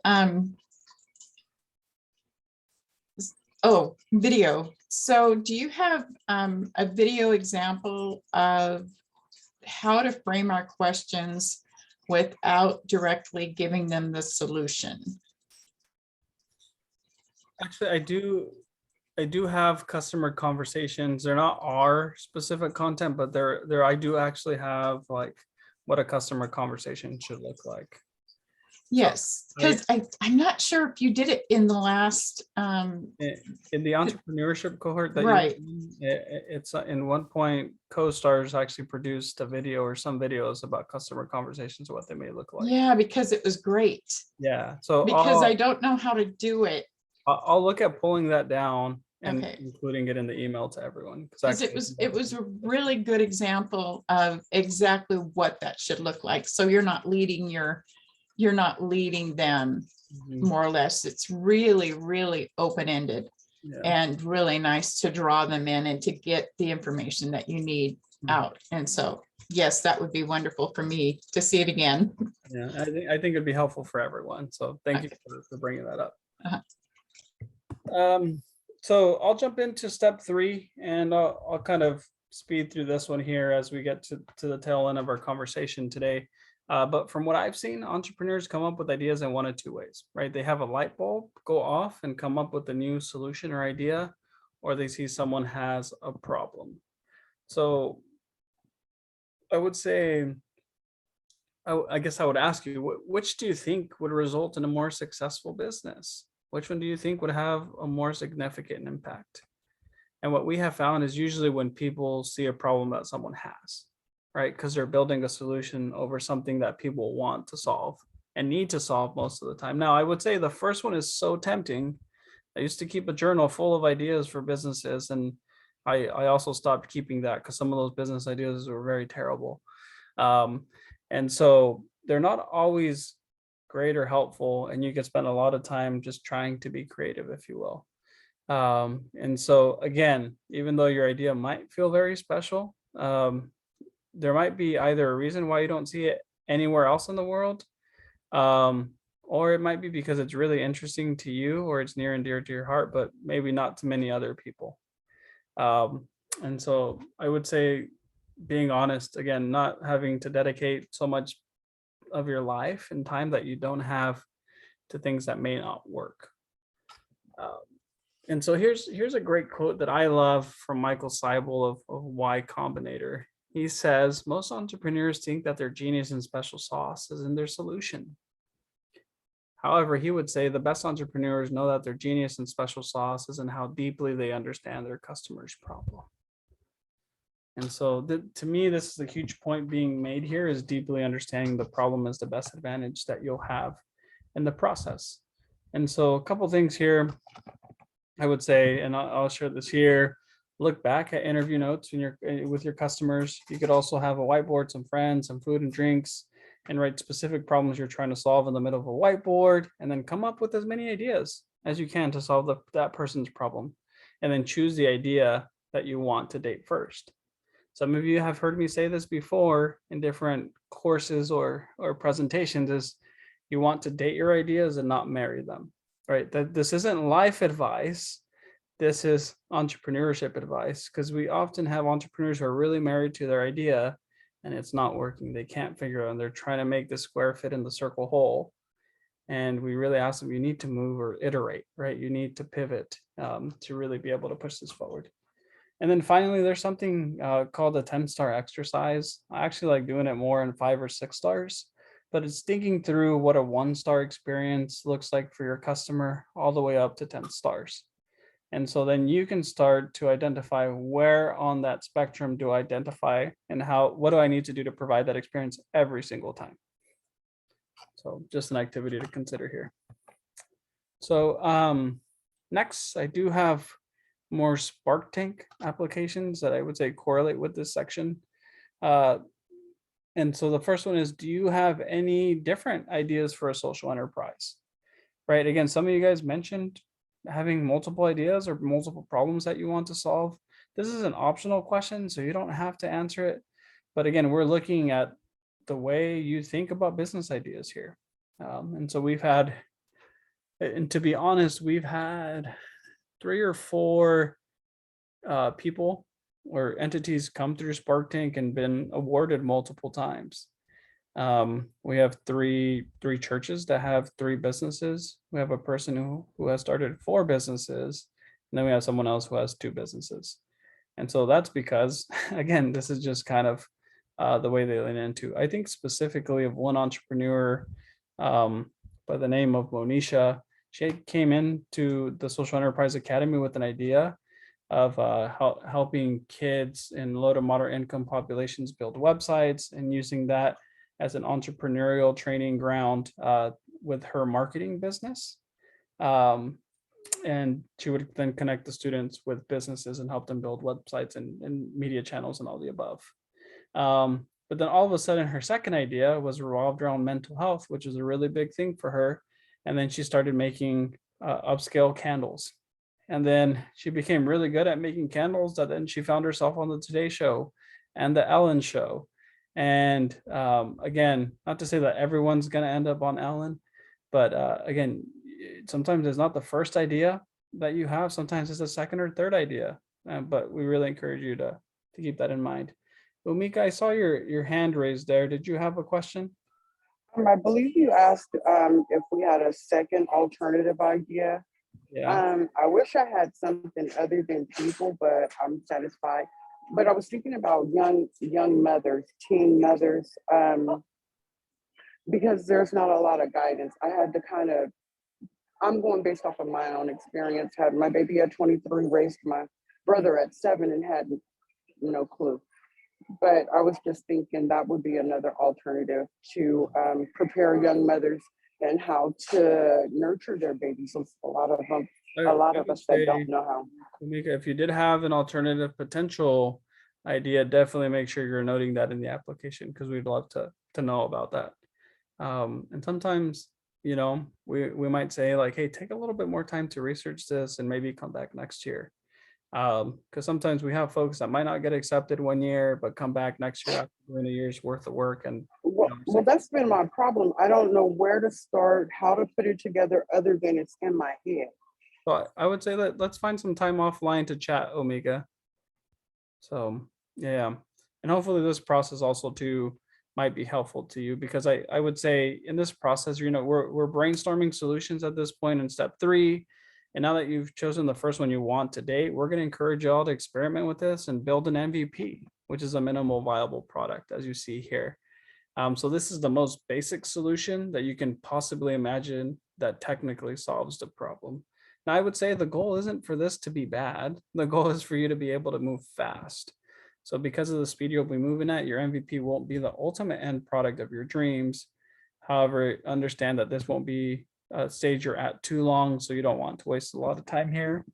If you're solving a transportation problem, you'd love to build a car, but how about we start with a skateboard, right? And then you understand how you can produce enough skateboards, how much faster the skateboard needs to move, what you can do to make things better, so then it helps you build a better product for your customers. Now, what is the purpose of an MVP?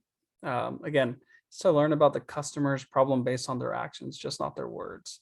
So you guys ever notice people can tell you one thing, but then they show you something very different by observing behavior or interaction? And that's what happens here. Is this is a stage where it's really helpful to see if people will put their money where their mouth is, because actions do speak louder than words.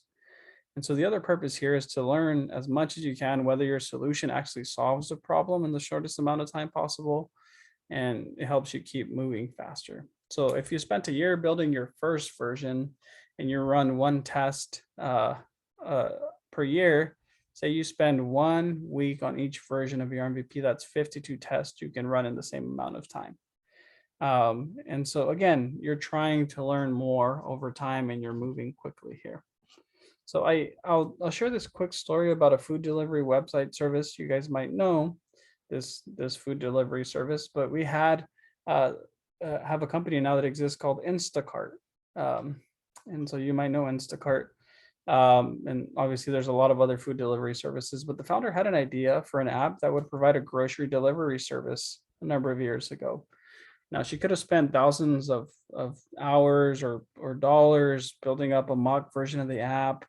And you guys know how expensive it is to create apps, right? Or even write a 50-page business plan. But she knew that's not what she needed at this stage. She just needed to talk to customers. She actually went to a single mom support group and offered to take their money and buy and deliver groceries by hand herself in a concierge service kind of way. And so how did she input her orders at these meetings? She would ask them what they wanted. She wrote it down on a piece of paper. And if there were any last minute orders, they would text her cell phone, right? Nothing super fancy. And so how did she get feedback from her customers? Well, she watched the body language as she made deliveries and asked what could have been done better and kept track of who kept using it. And so by doing this, she learned an incredible amount of what they needed and the problems she was solving for them in just a few weeks. She didn't need a ton of cash for that. She didn't spend a lot of time trying to figure this out and building the app. And so when she eventually found what customers needed, then she went to build the app. Then she went to be a developer. And I mean, Instacart's a pretty big company these days, right? And with really humble beginnings. And so don't be scared of starting small. So here's a couple things that I would share. There are a couple tools, things like, again, concierge service MVP, you do everything manual. There's existing tools that'll help you keep track of stuff like spreadsheets, Google Forms, and PowerPoints. And then there's demo MVPs like the Marvel app or Adobe or Photoshop that can help you kind of mock up what you're trying to provide. And so one goal that we also always tell folks is build an MVP within a week, right? See if you could really provide a solution to this problem. So I would say the requirements for this basic MVP would be it technically solves the problem. You spend as little money as possible. Sometimes it could be a little bit embarrassing because it's not what you want to provide, but the goal is to learn based on the customer's behavior. It's not to impress them with all the bells and whistles yet, right? It's my 1975 Ford Fiesta or the Tesla, right? That, you know, those are very different solutions to someone's problem. And so then finally, I would say once we get here, you want to improve your MVP. Right, you're getting better at the solution you're providing. And so the first part of improving your MVP is testing it. And so I would say to take your MVP to your customers, again, people whose problem you're trying to solve, and let them use it. And so a couple notes I would say is don't say anything, just hand it to them. Don't tell them how to use it, let them figure it out. And ideally give it to them in the same context where they have used this problem before. I don't know, I think of Cynthia's product, right? Because you could tell them what they could do and cook it with, and they might go do exactly what you said, but maybe they come back and they said, oh, you know what, I just used it for this, this, and this. And now you have ideas for the next customer and how you can sell your product, right?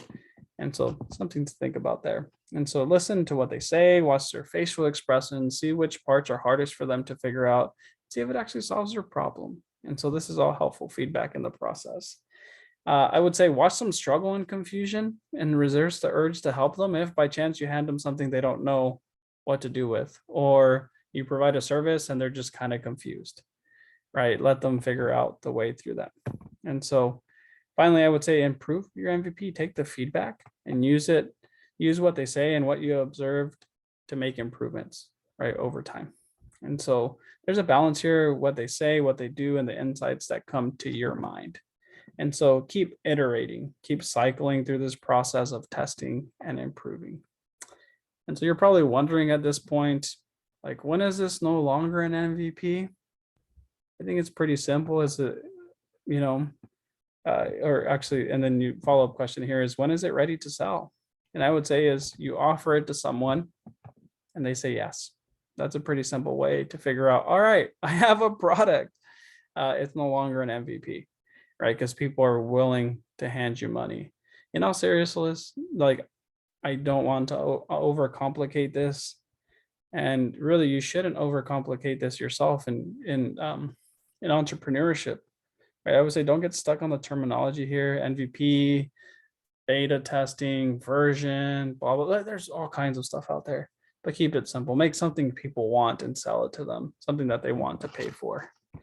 And then finally, finding more customers. Obviously, now that you understand the problem, now that you've empathized, now that you know the solution you're providing, now that you've gone through the steps of what works and what doesn't work through the MVP process, it informs the way you talk to people, right? It informs your marketing, your sales pitches, your slide decks, your PowerPoint slides, your logo, anything that you can think of.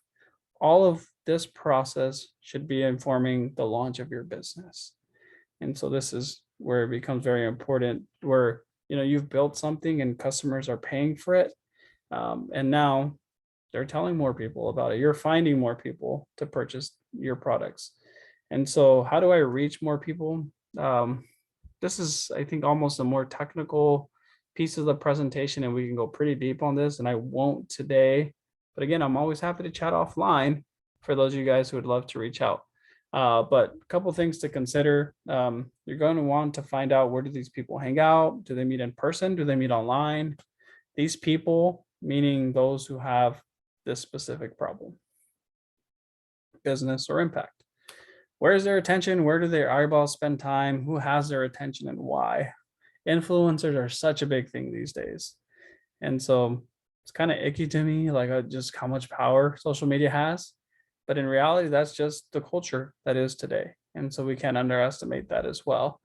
I would say there are a few ways you can do this. You can talk to your existing customers, ask if they know anybody else who would be interested, referral program.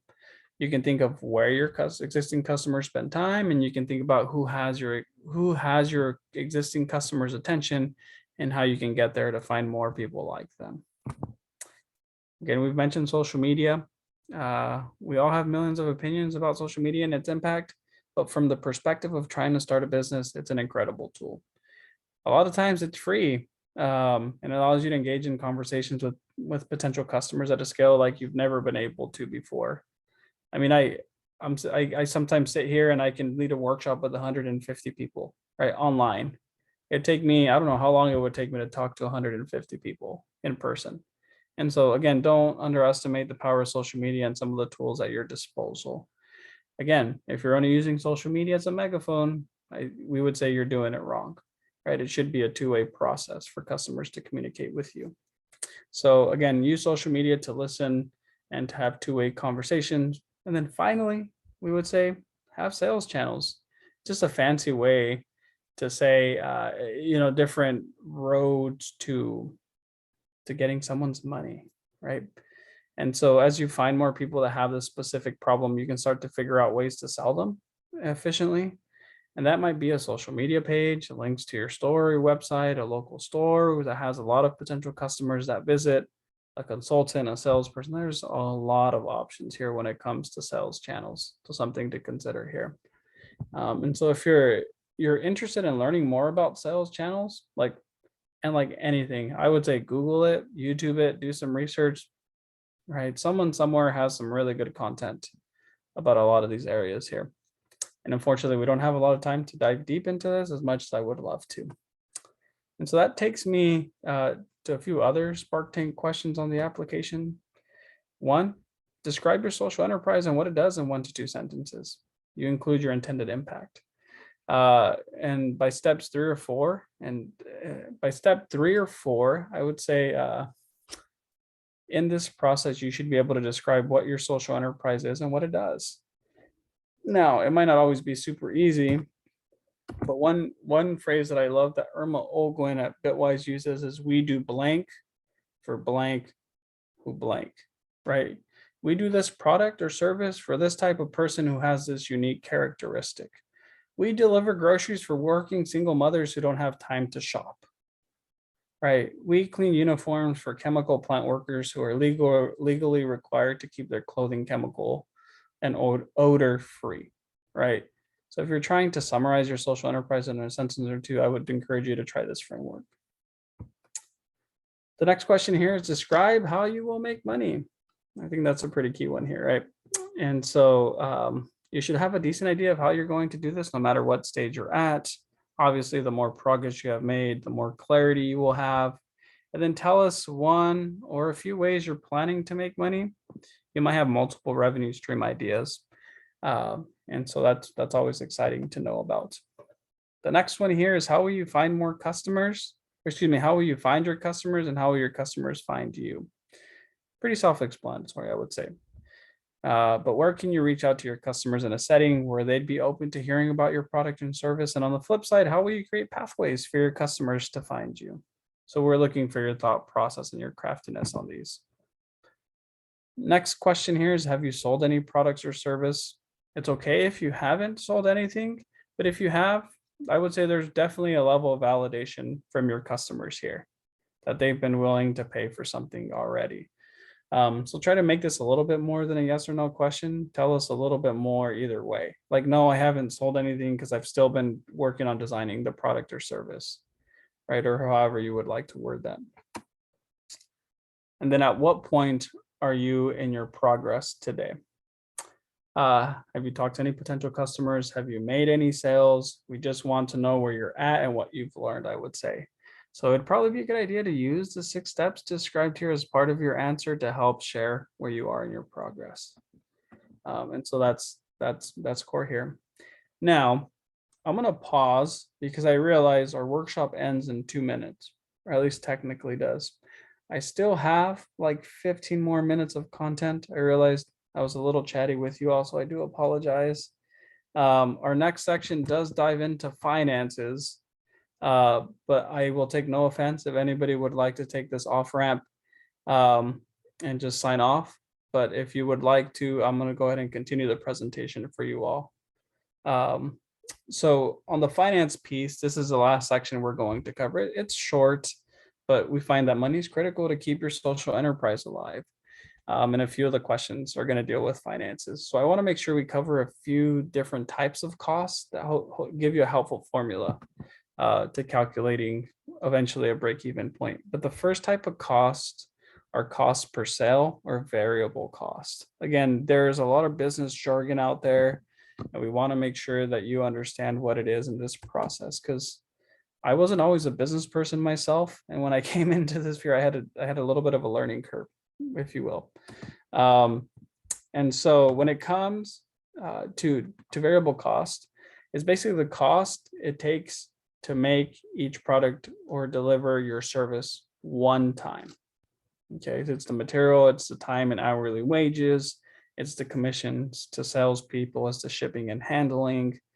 Yeah, again, like as an example from your life, think of how much you pay in gas. It's directly dependent on how much you drive. If you don't drive, your gas costs are zero, right? If you don't sell anything, your variable costs are zero, right? But when you sell something, that's when you accrue these variable costs. And so I would say if you want a more detailed list, and actually I'll include like a sample, like break-even point worksheet for you all. That way you can see, kind of what we're looking for. And you don't have to have all that detail, but it is helpful to understand. You could also Google variable costs to get a more comprehensive list of examples than what I gave you here today. I would say go up and down depending on how many units, or excuse me, variable costs go up and down depending on how many units you sell. One of the favorite models is economies of scale. for entrepreneurs and for investors, where the more you sell of something or the more you create of something, the less it costs the business to do so. I think of Costco, like the more coffee cups that, or the coffee pounds of coffee that you buy, the less it costs you, right? In the same way in business, right? Not same way, but similar way, right? The more of something you produce, the less it costs you, because then you start getting discounts, and you only have to pay for a flat shipping rate once, or whatever it may be. You only have to spend 20 hours creating a purchase order once instead of creating 20 different purchase orders, right? And that's the time you're paying somebody. And then we would say that the sales price has to be greater than the cost that it costs you to create this product. I know it sounds obvious, but this is something that a lot of businesses struggle with because they've never actually calculated this. And a lot of startup entrepreneurs, I would say, don't calculate their own time when it comes to selling their product or service. And so when we end up calculating their variable cost into their sales price, we realize like they've kind of been paying their customers to use their products or services, right? And so we have to be able to bridge that gap for viability's sake, right? Because I've had, medium-sized to larger scale businesses come and say like, I don't understand why my business credit card keeps going up, but I feel like we're making money. And we just realized like they've really underpriced their product or service because of the cost to them.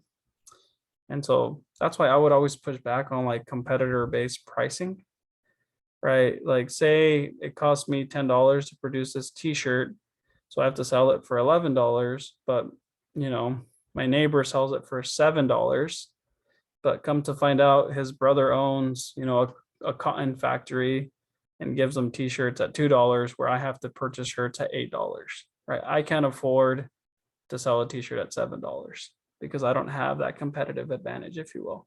So another conversation there, but all that to say, a sales price should always be higher than the cost to you.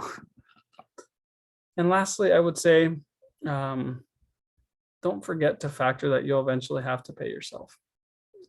I would hope that all of you are going into a social enterprise, into a business, with the hopes to also pay yourself, right? And so you want to be able to build this. You don't have to pay yourself day one, but if your business model stops working once you pay yourself, that's a problem. And so we really have to figure that out pretty early on. So some founders will pay themselves whatever rate they would pay someone else to do the same job. Then when they can afford to hire someone else, they transfer that pay to the next person. And so something to think about there. The second type of cost are fixed cost. Fixed costs are what they're usually called, but that's just business jargon for your costs. And I would say they're basically ongoing costs. And so these are costs that you have to pay to stay open for business, whether you sell 1,000 units or none, right? It's PG&E, it's the lease on your office building, it's the employee that clocked in for 120 hours this month, right? Insurance, equipment, all the above. Again, you can, and I'm going to include a spreadsheet for y'all, but you can Google a fixed cost sheet as well, excuse me, to get a more comprehensive list of these examples. I would say, for example, from your life, think of how much you pay in car insurance. It basically stays the same every month, whether you drive your car a little bit or a lot, right? And so something to think about there, excuse me. And then I would say fixed costs stay the same no matter how many units you sell, right? Your lease doesn't go up because you sold more product or services, right? And then I would say limit your fixed cost at the beginning. You'll want to keep them as close to zero as possible. I would say skip the fancy things. I know you want that fantastic business office and the Fig Garden Financial Center, but let's wait a little bit. Let's test your idea and let's get off the ground first before we sign that lease. And then I would say don't forget to factor in these fixed costs when you're figuring out if you're going to sell enough and make enough money. And I would say, fortunately, there is a way to calculate that, and that's break-even point. And so again, more business jargon, but this helps you figure out how many units you need to sell in order to exactly cover your fixed and variable cost. This is this is the point where you don't lose money or make any profits. That's why it's called break even. When you lose money, people will say you're in the red. When you make money, you're in the green. And when you're breaking even, people will say you're in the black, right? Or the gray, depending on who you're talking to.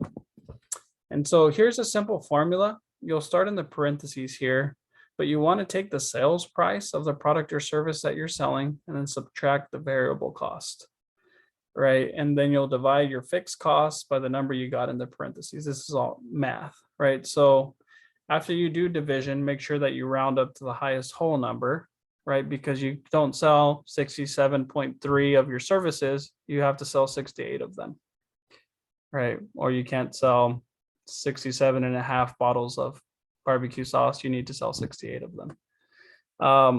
So here's an example, like what would break-even point be, right? On your screen, you see some numbers: sales price 100, variable cost 80, and then your fixed cost for the month are $845. I know it's late, so sorry I'm doing math right now for you all, but hopefully you're tracking with me here. That after you realize and calculate all this, the exact number is 42.25 in the simple example. So that means we can't sell less than 1 unit. Excuse me, we can't sell less than 1 unit. So 43 units is the least amount we sell without losing money. And that's what we would call a break-even point. And so I would say it's a helpful equation to continue to adjust and see the impact. Because here's the reality: you increase your sales price, your break-even point is going to drop. Right? You reduce your costs, your break-even, or excuse me, your fixed costs, your variable costs, then your break-even point will also go down. So a couple ways to help your break-even point is increase the price of your sale or decrease the amount of money you're spending. Right? Not a trick question there. And again, you could always Google break-even point to figure out this in more detail, but this really is the simplest definition that I could give you about what a break-even point is. And then finally, this is the I would say the finance related questions from Spark Tank. First, how much does it cost you to produce your product or service, and what can you sell it for? We're looking for cost per unit or per sale here, and what we've been calling variable cost. And so you can go back and look at that slide on variable cost. And then the second question is asking, how much can you charge for it? With whatever number you come up with, you'll have to justify why you came up with that number. So I would say just don't put $100. We want to understand why you said $100. Next is, how much money do you need to get started? This sometimes is as much as subjective art as it is math. There is no right answer here. So we're looking to see what your thought process is here. So I would say think through what your MVP will cost, what fixed cost you will have up front to get started, how much you will need in the bank to potentially pay people if you can't do it all yourself at first. It's a balance between not wanting to blow a bunch of money up front on an idea, I would say, that you haven't fully tested yet, while also making sure you don't run out of money right away because you're trying to skimp and cut every corner. And so I would say be sure to give us more than one number here. List out all the things that add up to the total amount that you think you need to get started, right? I need chairs and tables, right, in my therapy room. I need kinetic sand for children's therapy, right? There's all kinds of things that, and I'm using, our therapist here in an example of what I might think of what a startup cost may be. And so I would say personally, and in the process, I know that they're looking more at the thought process and the final numbers you come up with. And so I would say, don't stress out too hard that you need to have something perfect here, but at least have an idea of what it's going to take you to get going. And then here on the finance side is, if you were to receive investment from Spark Tank, how would you use it? Right. And in reality, this year there's up to 25K in investment available through Spark Tank. And if y'all know Spark Tank from the past, it's still the same, where we do not take ownership stake in businesses and the money received is an investment. However, we don't require that money to be paid back. What we do require for our return on investment is social and or environmental impact. So we ask you to be reporting your impact numbers to us over the years as you're operating. And so I would say if you win the money in this process, again, what are you going to do with this money? What would you spend it on? How long would that money last you? And then finally, I feel like we've covered a lot today. So stick with me here. We're almost done. But here are some remaining questions that don't really fit in the previous categories. But these are all optional questions. So you don't have to answer them, but if you have any interesting answers, we do want to hear them. The first one is, have you tried starting a business before? If yes, how did it go? How did you grow as an entrepreneur? Right? Tell us about your entrepreneurial spirit, your history, and what are some of your experiences with selling things? I would say oftentimes, even in larger venture capital investment and angel investment, folks aren't always investing in ideas, they're investing in people. And so this is very much a great storytelling opportunity for such.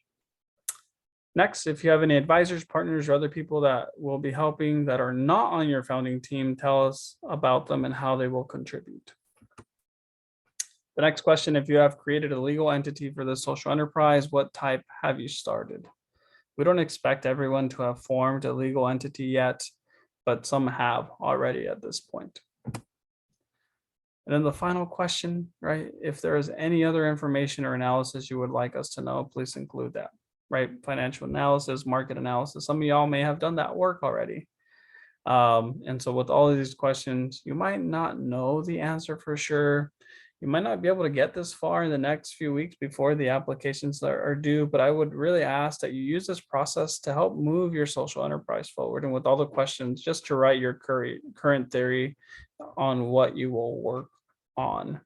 Because again, like I've said before, sometimes I've had folks that have come through a social business plan workshop and the turnaround to submitting for Spark Tank is, a month later, and it wasn't enough time for them to be ready, but they used that next year based on what they learned here to then come back next year and launch a social enterprise the following year.